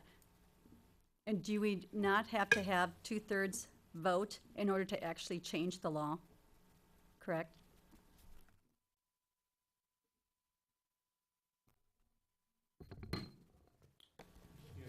Councilmember Davies, you could change our existing code by a majority vote. You wouldn't necessarily need a supermajority to change our code. So if there's a supermajority requirement in the code now, that could be eliminated by a majority vote. Of the council? On an ordinance, yes. If I understand your question correctly. Yeah, no, exactly. So we would have to change that and vote on that to actually change the code in order to go ahead with that. Yes. Okay, thank you. I have a question regarding the street sweeping, because there was some questions about the trash, and then also cars, excuse me, staying there. Do we have are those streets on a regular street sweeping schedule? Okay, I'm asking city staff. This is time for council to ask questions of staff and for council to have their discussion. Honorable Mayor, I'll refer to Director Masbati on that with the signs and the days. It's every other week for street sweeping, but he can give you maybe more details. Yes, Madam Mayor, they are posted and they are on specific days. So if a car is parked on those days, they could be cited. Okay, and that is every other week? Or what's the It's frequency? every 2 there? weeks. Every 2 weeks. Okay. And a question for Lieutenant McDaniel. What is the time limitation on parking? The actual time limitation is 72 hours. However, we have to mark that vehicle, so we have to be out there knowing that that's a call of concern. So we need a call to get us there. We mark that car. After 72 hours expires, then we are able to tow that vehicle. If we don't do that, and some people have asked that we go on their word or a picture, that's not the evidence we need. We have to mark it ourselves, and after 72 hours expires, we can then tow that vehicle. Okay, so then that would eliminate an issue of cars staying weeks, or I think I heard someone say 30 days. Correct. Okay, thank you. So we do already have that in place. That's correct. That tool. Okay, thank you. Excuse me, this is council's discussion time. Okay, any more questions from us, council? Yes, thank you, Madam Mayor. And I'll go into the discussion of the issue in general when we come to the general discussion. One issue I was concerned about hearing from one of our residents was about why we are ticketing at the elementary school, and we've got soccer parents or their parents dropping off their children at school. I'd really like to see that looked into and make sure that we are not, as we don't want to do anything to harm any of the residents here, but particularly if somebody's dropping off their child at school, it would be very disconcerting to come out and find out you're also ticketed. So perhaps we could have you look into that over the coming weeks, or perhaps you have an answer now, or over the coming weeks might be better. I would just say this, and I have no problem looking into that, but we don't discriminate based on time. We discriminate based on availability, based on calls for service. That's when we are there. That's when we have problems. That's when we go and do those types of things. There's no plan or desire for us to implement or to ticket legal residents dropping off their children. That might be when we're there, that might be when we're doing street sweeping sites, but there certainly is no intention to do that. I don't mind asking and talking to our parking personnel, but I would be shocked if that's the case. Certainly that's no direction that we would be taking. I understand that. I would like to see you look into it and see why there's a situation and why there's a feeling that that's occurring, that the parents are dropping their children off and trying to be responsible parents and getting a surprise on their on their car when they come out. So I know you are an excellent police chief, and you will look into that. Thank you. And then I'm reserving the rest of my comments for discussion period. Okay, any more questions? Councilman Minigar, do you have any questions? No, I don't have for any staff? questions for this time. Okay, so now we'll move into council comments. And I will defer to the members who are on the Traffic Commission first. Sure, I'll go. Thank you. Thank you, Mayor. A few things I want to address, and some of you come up going, what, parking really seems to have been an issue in the last 4 to 6 years, and you're right. I've been on the Traffic and Transportation Commission since 2013, along with Councilmember Minigar. And some of the reasons, number one, is when we had the recession, you had a lot of people that couldn't afford to have their own apartment or be in their home. So you have a lot of kids in single-family homes that, instead of after graduating from college, have come home because it's just too expensive to live there, and it's hard to get jobs. And that's the same thing with the renters. So across the board, that's one of the problems. And it really hasn't changed because housing has gone up. Also, being part of OCTA, as the economy gets better, you'll find that ridership, when it comes to those that normally would use bus, are now purchasing cars. So we actually have more increase in cars in the state of California as well. So when you put those two issues together, this is one of the reasons why we do have more cars, and our parking issue has become a problem. Also, I guess I look at it this way too, and I just have a fact, because I think if we, and this is just something to think of, if we decided to do no overnight parking across the city, I bet this entire room would be here saying we need parking at night. And it just shows you that we have different options. We have a parking problem. There's no question here, and we're trying to come up with options.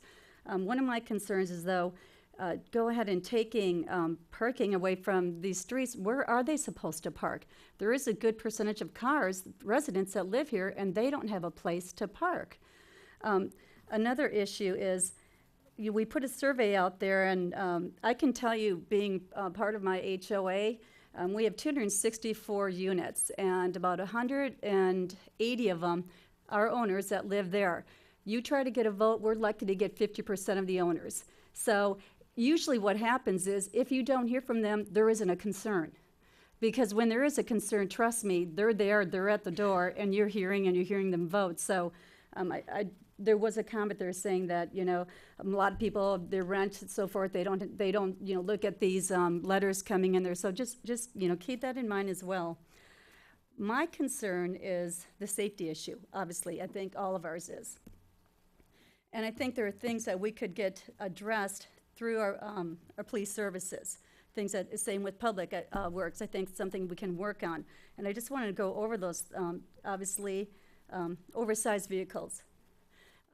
Something that we need to monitor these streets and make sure that we're on top of it. Lighting, if we can go through and just make sure there's proper lighting, because I do agree and think we know that anywhere is, safety and lighting. If an area is lit bright, you get a lot of LED lights out there. I mean, usually crime tends to be lower when you have lights. Also, the street cleaning is something that you're going to be looking at. And, also non-residential cars. But the bike lane, that was something that I think that we lost. Is that true? I think it's, and we need to be able to have our residents go out with their families and feel safe on these roads and ride their bikes. So I'd like to bring that back up. And I know it was an issue that we discussed, I think, in traffic and transportation for a while as well. But at this time, I just can't support going ahead and going no overnight parking on these streets. I just feel that we're taking parking where people have to have their cars. We're taking residents' parking away and having them walk until we can find a solution, so that if we did plan B, they had a place to park. That's another thing, but we don't. So doing this and not doing this, that doesn't make sense to me. Thank you. Okay, thank you, Councilmember Davies. Councilman Minigar.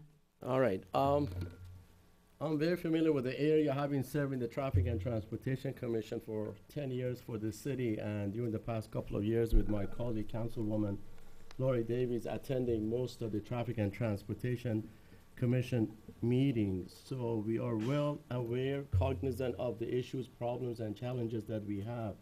I look at the whole area, the whole issue from engineering perspective.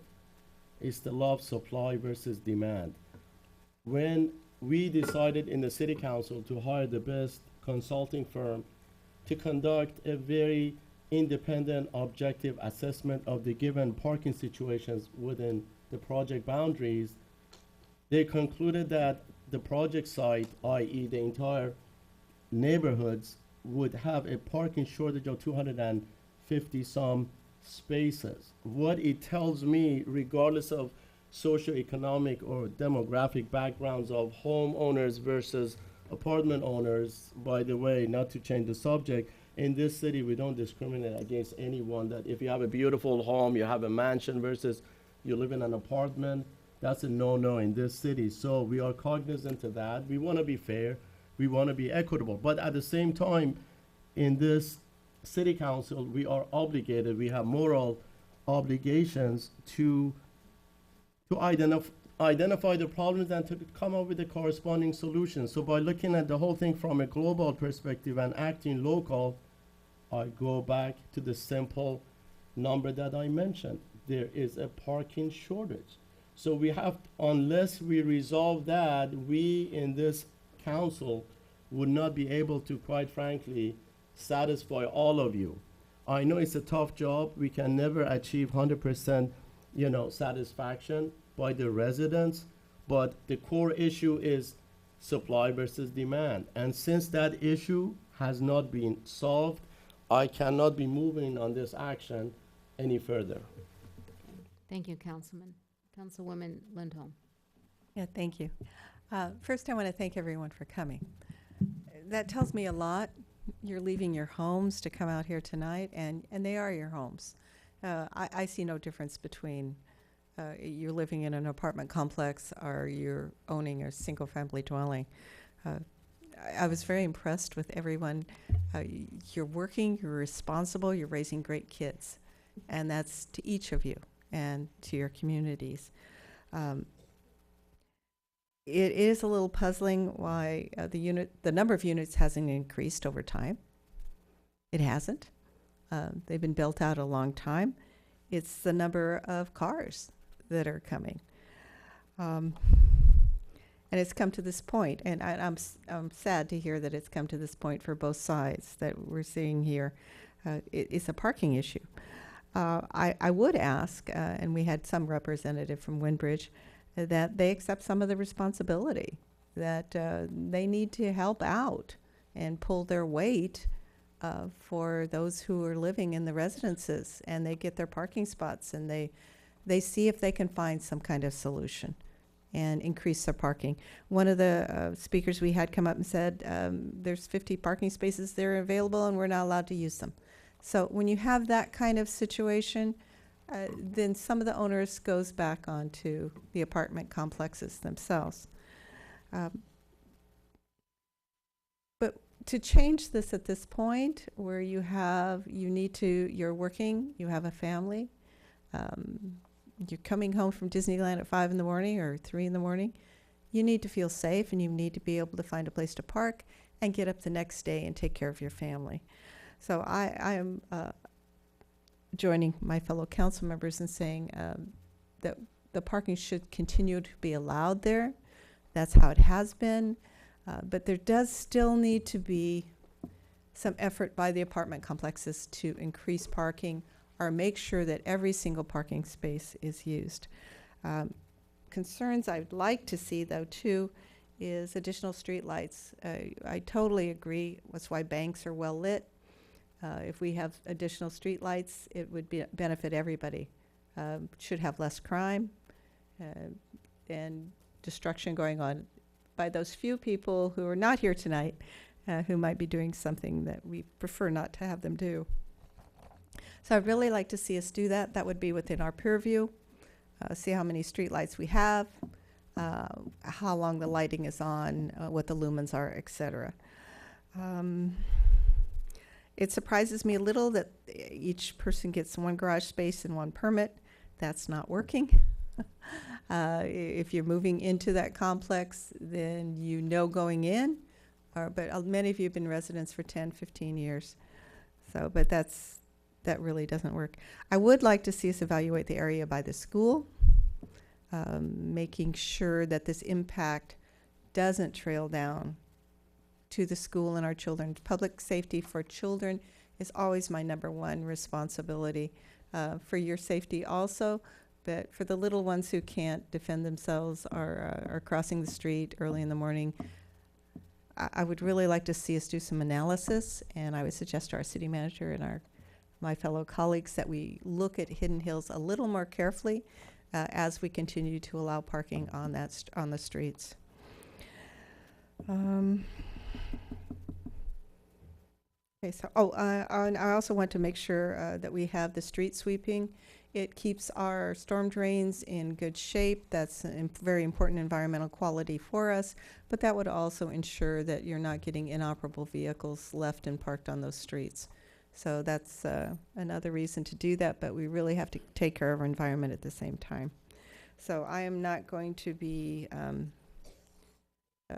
voting for the parking on the street, but I would like to see us go forward and do some more analysis on particularly the street lights and around Hidden Hills parking, and I would encourage Windbridge to work on some solutions within their own complex. And again, I want to thank you for coming. Each and every one of you here, you're here tonight, you found your way here, and every one of you was a very, very good speaker. Okay, thank you. And I too would like to thank all of you who attended tonight. Those of you who are both against or supportive of the restriction, I mean, your presence here and your speaking to the council really means that you do care about your community. You do care about your neighborhood and your larger community and the impact on your neighbors. So this is what makes a community, and I appreciate your being here. Couple of things I would like to ask staff or our city manager, and maybe we give some direction on, and some of them have already been mentioned, that we take a look at additional lighting, what that would take.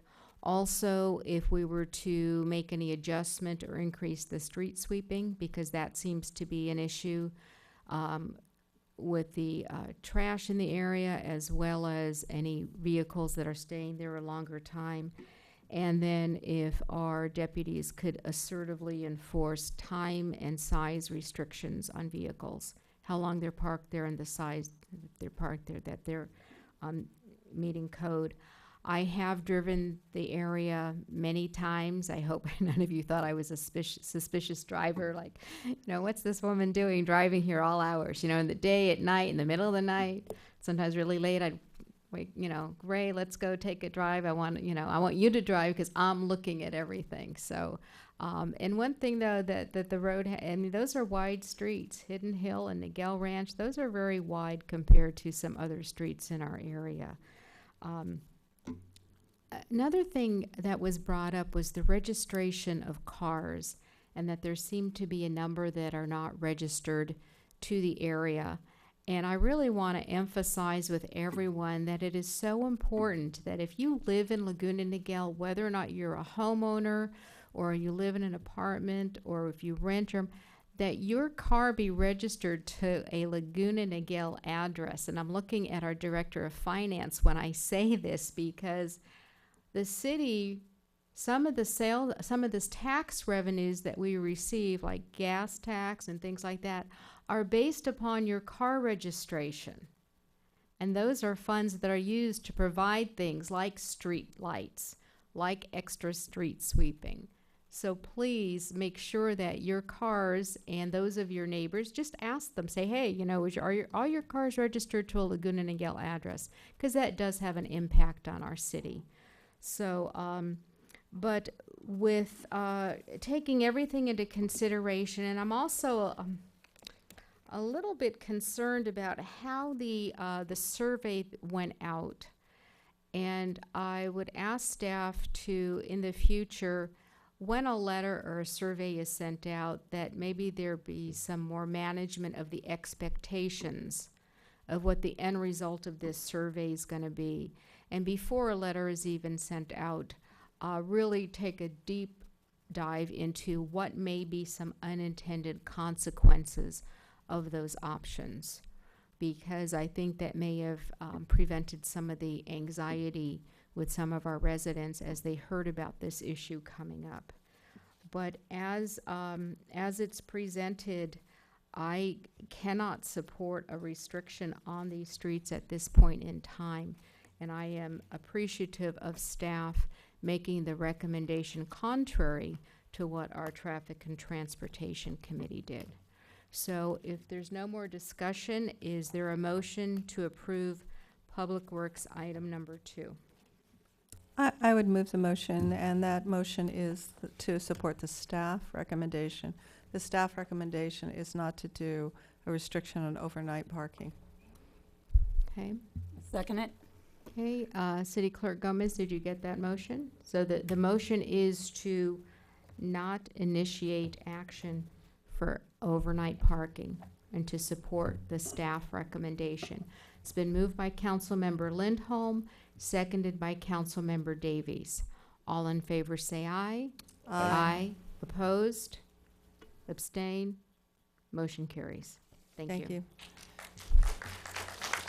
Okay, so are all of you staying for the rest of the meeting? Okay, so since there is an exodus, we will Can we have take a 10 minutes? 5-minute break. 10 minutes. 5-minute break. My grandson just came in from Texas. We're taking a 5-minute break. I want to get home and see that 2-year-old.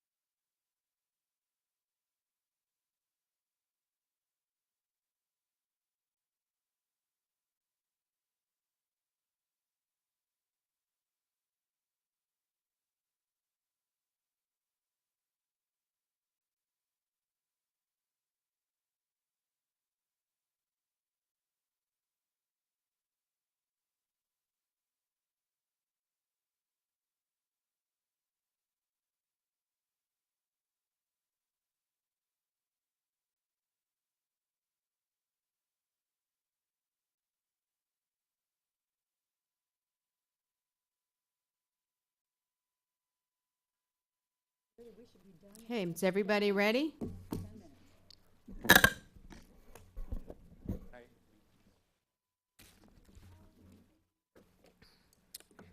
Okay, we will now move on to our consent calendar. Items 1 through 12. Are there any items that need to be pulled for comment or discussion? Item number 6. Okay. Councilmember Lindholm pulls item number 6. Item number 5.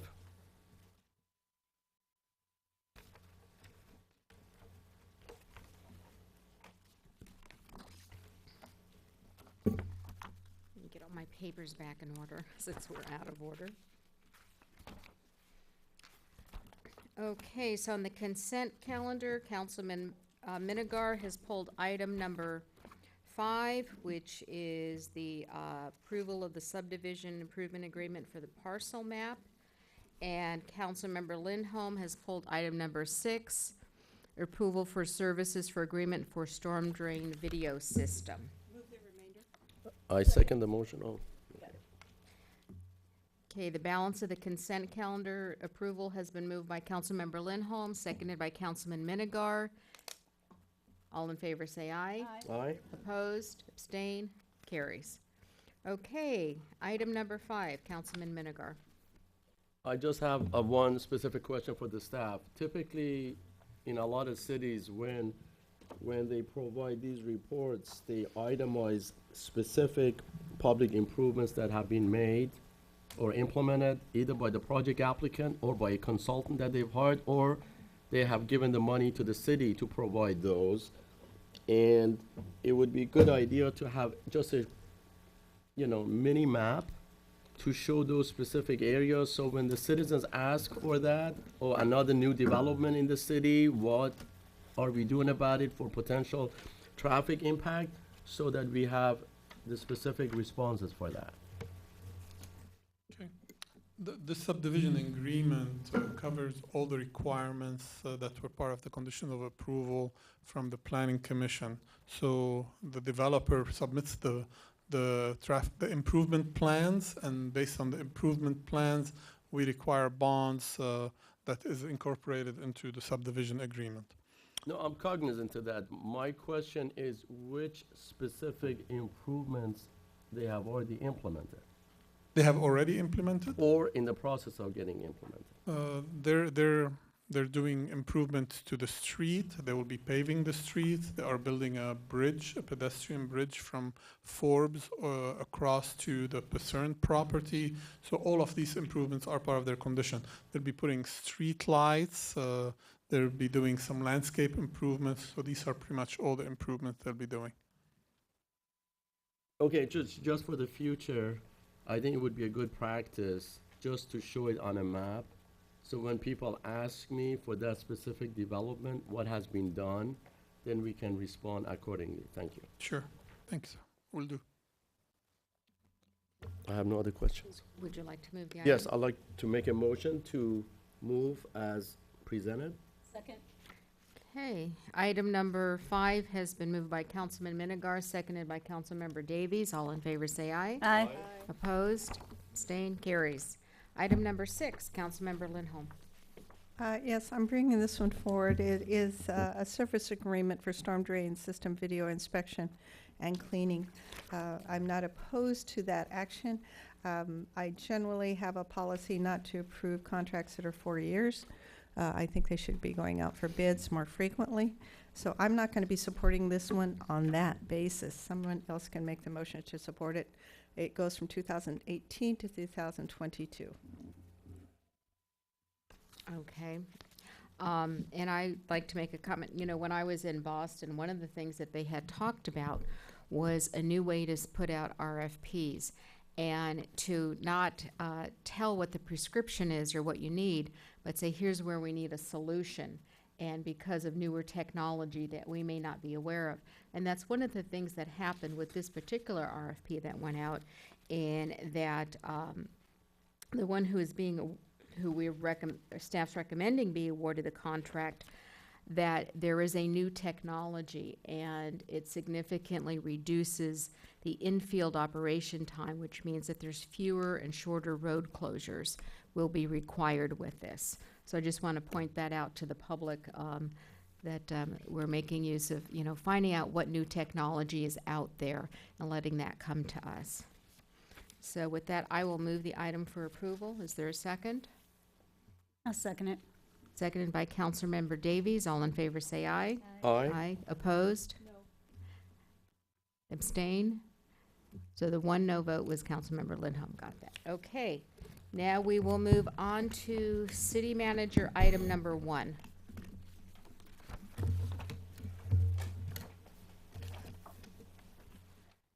City Manager Ridge. Certainly, Honorable Mayor. This item, our City Clerk Gomez will be handling, and it is the appointment to the Parks and Rec Commission. And as requested, you do have paper ballots if that's the methodology that you would like to use tonight. Okay, thank you. Yes, thank you, Mayor.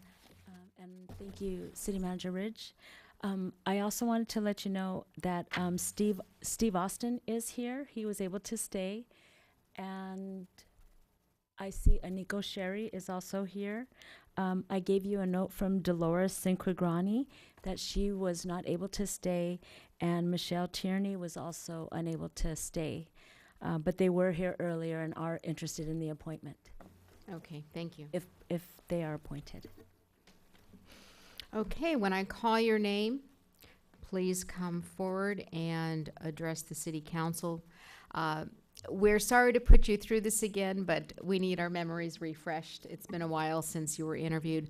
So just reintroduce yourself and briefly explain why you would like to serve on the Parks and Recreation Commission, and you have 1 minute. We said this is brief. So Steve Austin. Thank you, Madam Mayor and honorable council members. My name's Steve Austin. I've lived in the community for 16 years. I love this city and I'd love to serve and help on the Park and Recs Commission. I've had the privilege of coaching lacrosse here in Laguna Niguel. I started the first girls lacrosse program here and was able to work with the Park and Recs director to get field space, which was quite a task, trying to get field space when soccer has so much of that space. It ended up being fantastic, and some of those girls have gone on to play college lacrosse, and I'd like to be part of something bigger and help advise City Council on what we think would be best in regards to Park and Rec and those facilities and managing those facilities. Thank you. Okay. Thank you for your interest, Steve. Joshua Fumark. Joshua here. Joshua was at our last council meeting. Jason Gomes. Linda Haddock.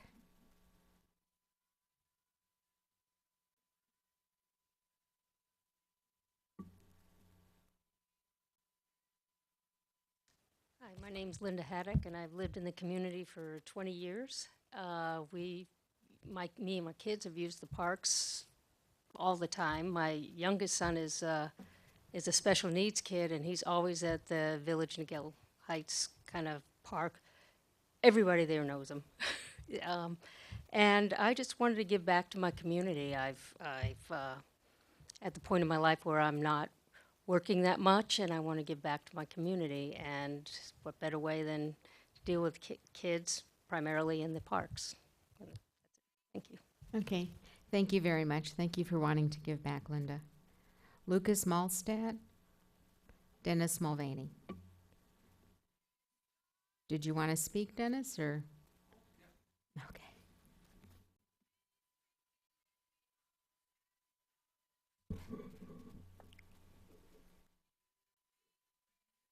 Hello, I'm Dennis Mulvaney. I've been in the community for a very long time, 1973. And of course, I've been on the Parks and Rec Commission, so I do have experience. I'm an engineer, and I'm involved in both senior, since I'm 82 years old, and I'm also, as you noticed, very active with the youth. So I have a very broad knowledge of the needs and wants of our citizens of Laguna Niguel, and I think I can put that to good use by being on the Parks and Recs Committee. Thank you, Dennis. Okay, Aniko Sherry?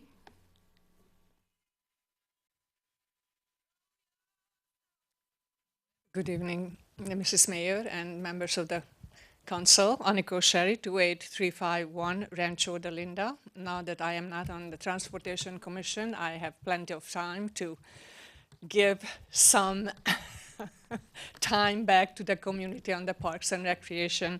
I have been a member, a docent member to the Laguna Coast Wilderness Park.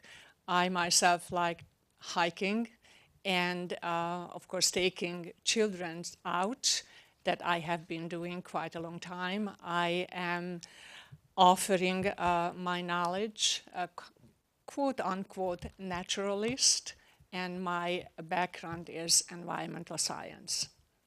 I am here in the city for way too long. I don't want to reveal my age, and thank you for the opportunity. Thank you, Aniko. Sarah Stewart?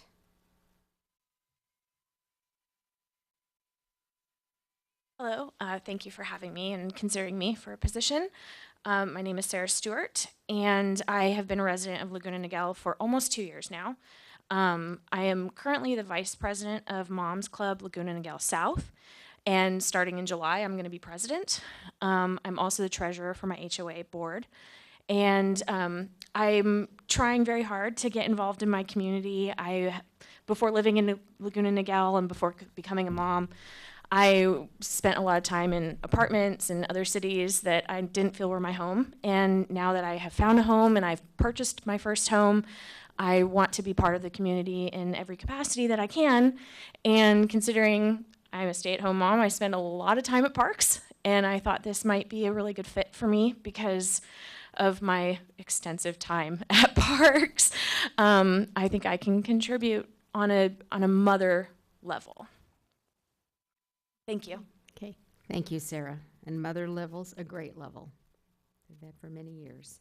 Okay, are there any other applicants who I did not call? Okay, so we've heard, it's getting late, we've heard from everybody. Unless council has any questions, go ahead and mark your ballot, and then we will give those to City Clerk Gomez. Is everybody ready? May I just say thank you all for coming. I mean, there are lots of boards and commissions that come open at a different time of the year. If you don't get appointed tonight, it may not have anything to do with you, and you may be a perfect fit at another time. So just want to thank you. Yes, that's always the hard part, selecting commissioners and committee members. I believe last time we had about 55 for about maybe 6 positions.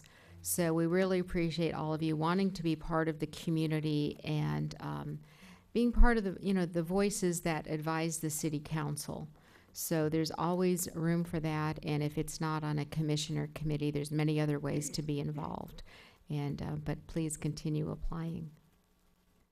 And I'll put a plug in because both Councilwoman Davies and I co-chair the Laguna Niguel Military Support Committee, and we're always looking for volunteers to help with our events.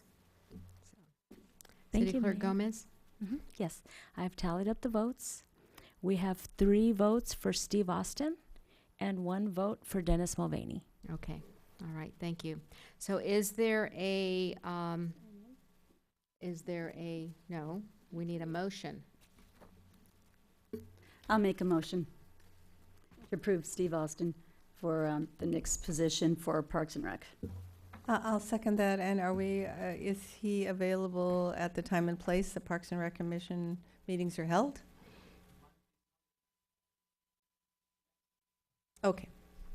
Okay, so it's been moved by Councilmember Davies, seconded by Councilmember Lindholm to appoint Steve Austin to the Parks and Recreation Commission to fill the vacancy through the unexpired term on December 31st, 2018, effective immediately.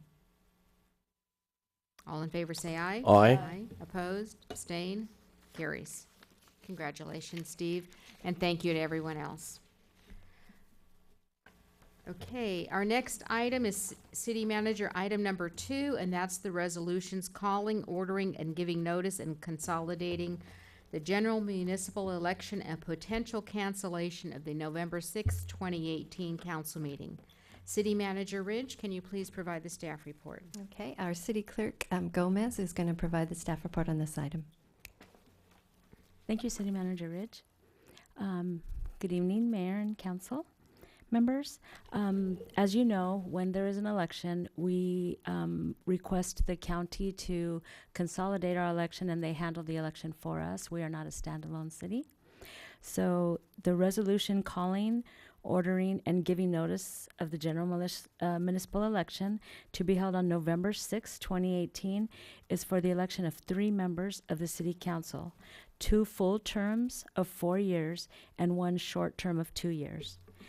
The second resolution is requesting that the Board of Supervisors consolidate the November 6, 2018 Laguna Niguel general municipal election with the statewide general election.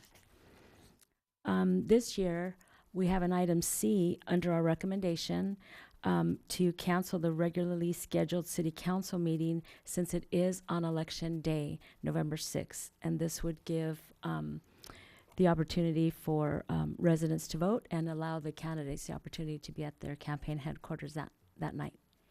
So if you would like to review the resolutions, or if you have any questions. Are there any questions for City Clerk Gomez?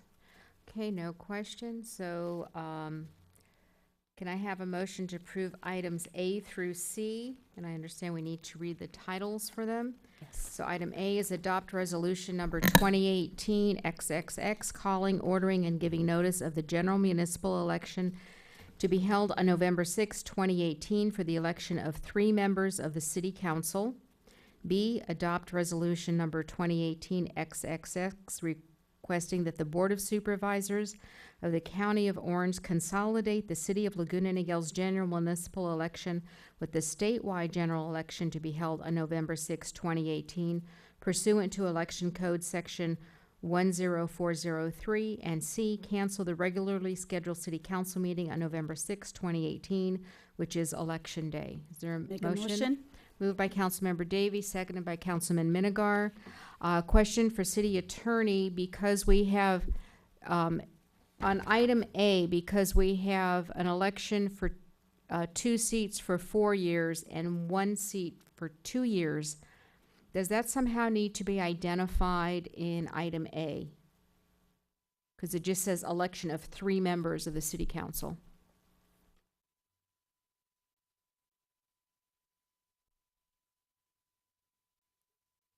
It is outlined in the resolution itself. Well, is it in the I'm reading the recommendation, which is what we were to read for the... Mayor, the language is built within the resolution. If you look for attachment A. Okay, so I just want to make sure that as we vote on it, that is the correct form. Section 1. Yes, it is. Okay. Correct. All right, all in favor say aye. Aye. Opposed, abstained, motion carries. Okay, now we are on to Public Works item number 1. City Manager Ridge. Ziad Mosbadi will be handling this item for you. All right. Madam Mayor, the State of California Department of Transportation, Caltrans, approached the city in May requesting the purchase of a piece of property of the city that's near the freeway between Allen Cadillac and the gas station that's along Avery. This piece of property is of no real use for the city at this time, and we have no potential use. It's the end of a slope that's along the curve of Paseo de Colinas, so it has no value of us. Caltrans wishes to use it to build a retaining wall that's part of the widening project.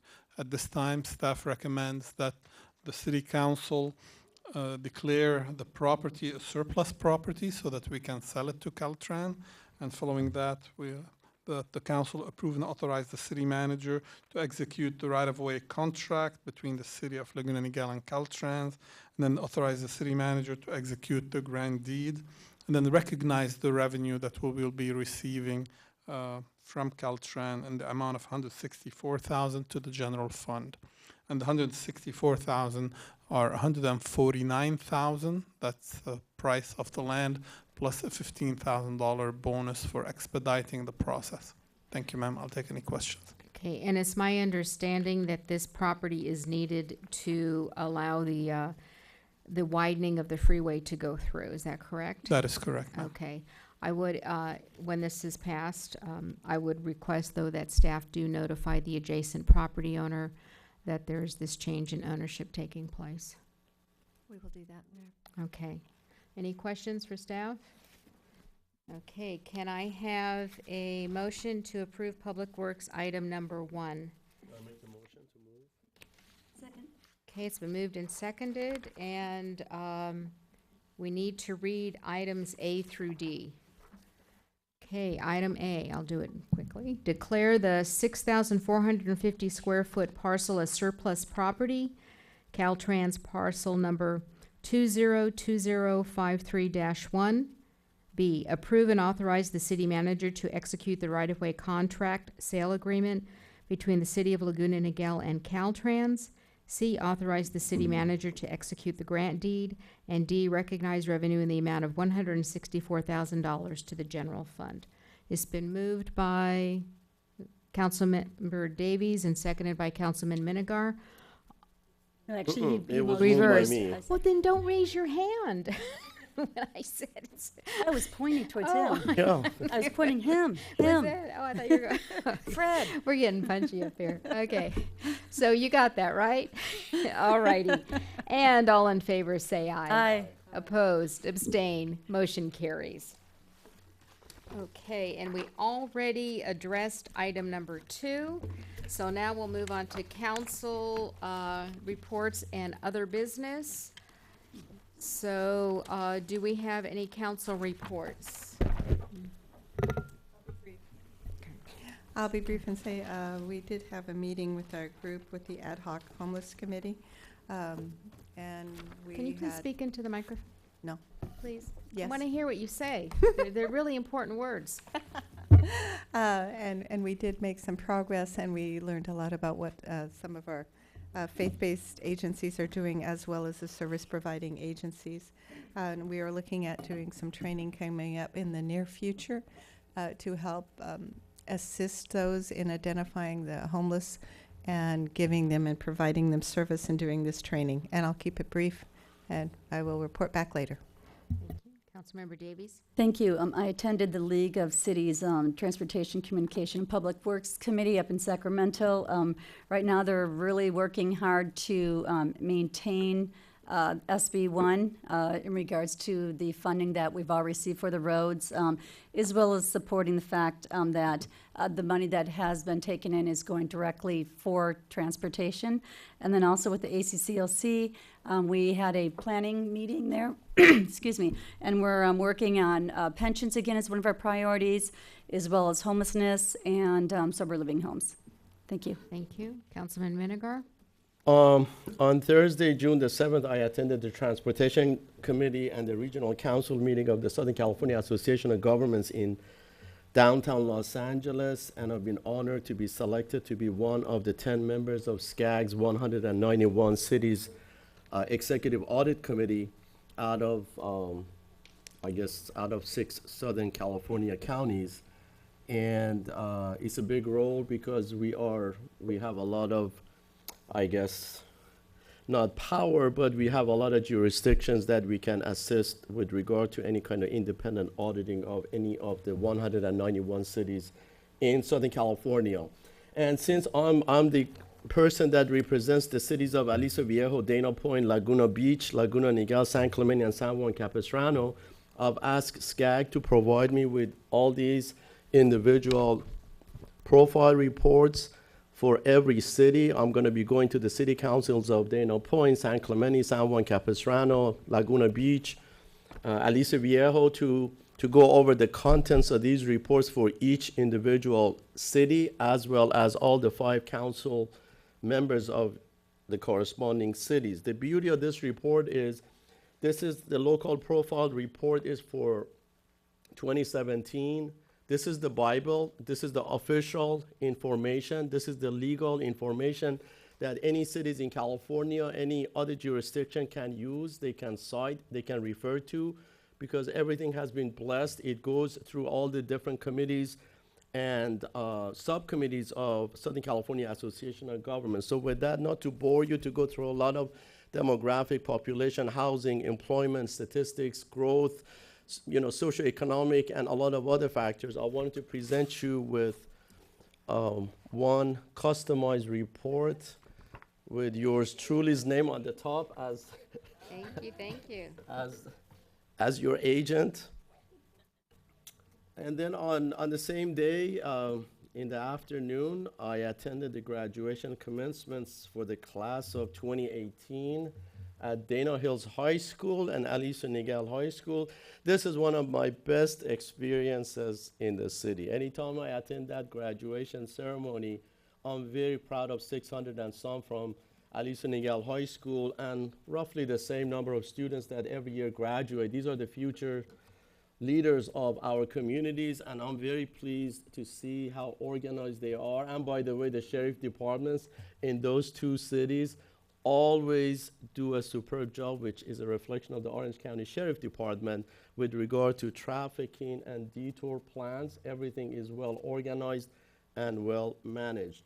On Thursday, June 14th, as the chairman of the Transportation Corridor Agencies, I attended the joint boards meeting in Irvine.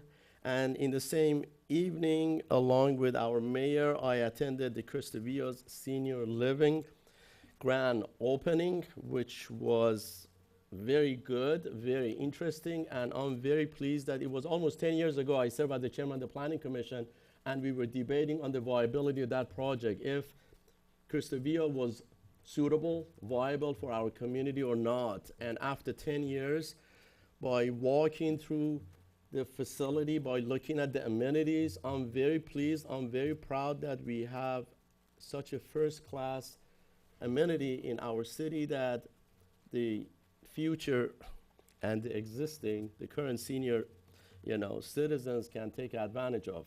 With that, that's all my report. Okay, thank you, Councilman.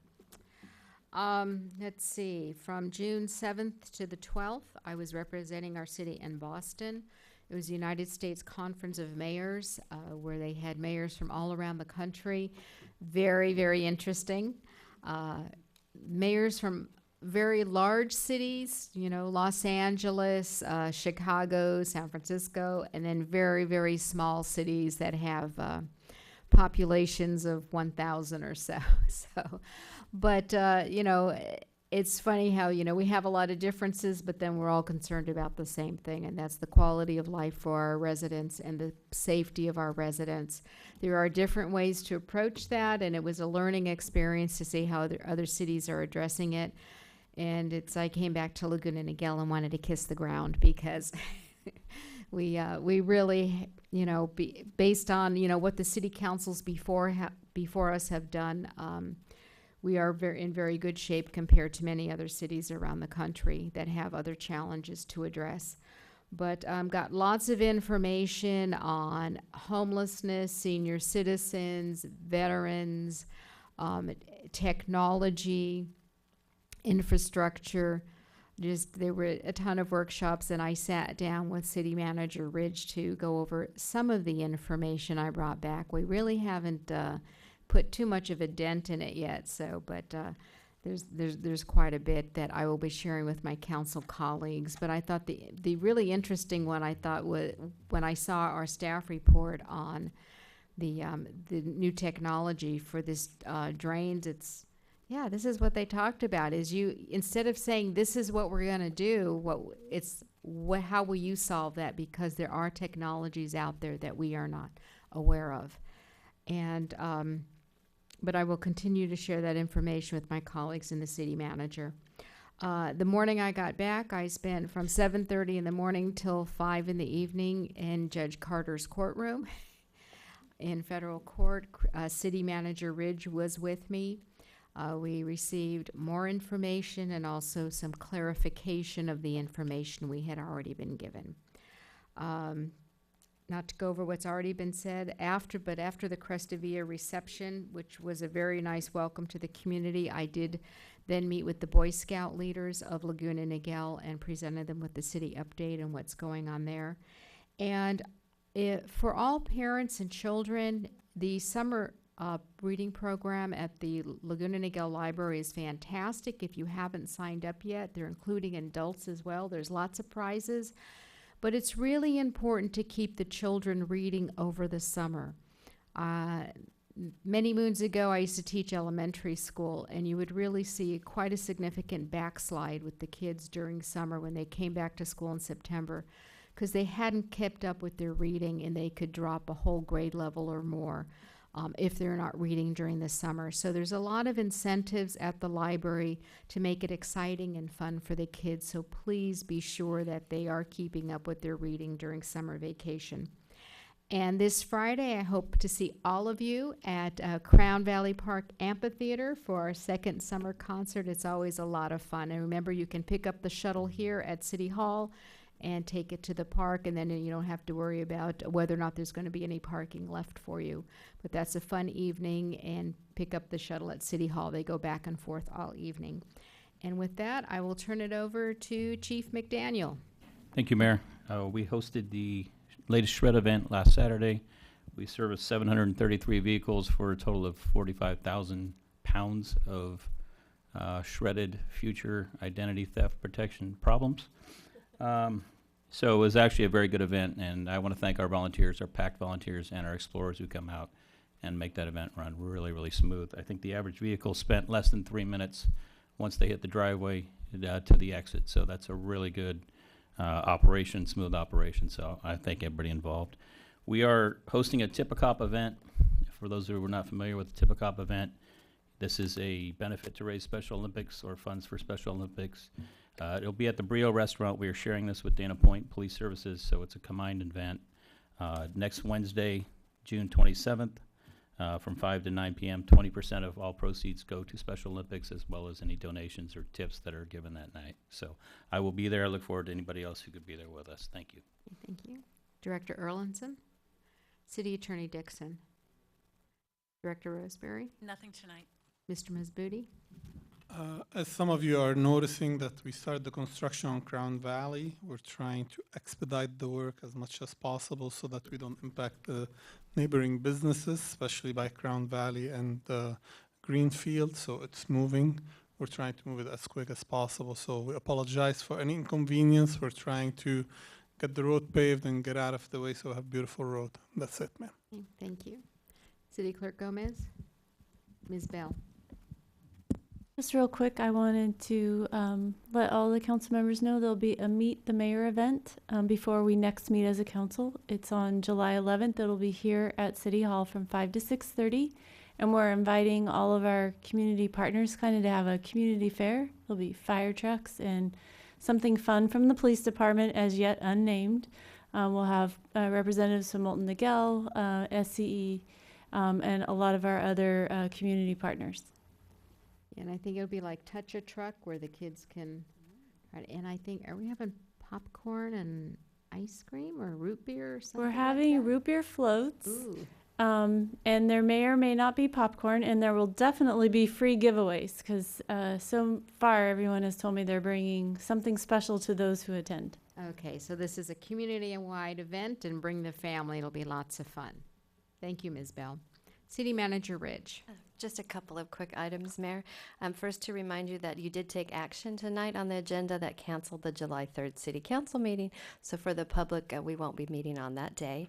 And then to follow up with Councilmember Lynn Holmes, the Homeless Task Force for the Outreach Assessment Training that is being held on June 28th, 7 to 9 p.m. at Mission Lutheran.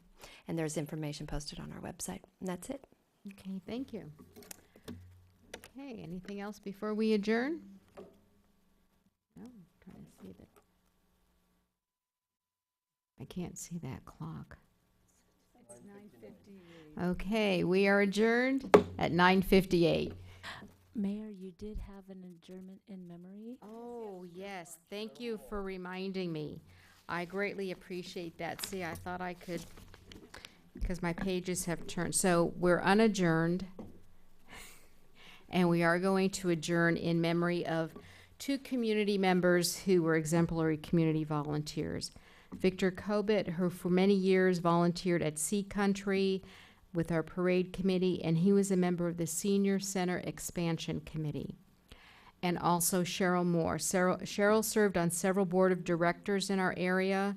She was a longtime Rotarian. She owned Something More in Town Center and was honored as the 1991 Laguna Niguel Citizen of the Year. Cheryl leaves a legacy of leadership for all those that she guided and supported as they continue to serve our region. So on behalf of the Laguna Niguel City Council, we extend our deepest sympathy to their families, and we are now adjourned. Thank you, and have a nice evening.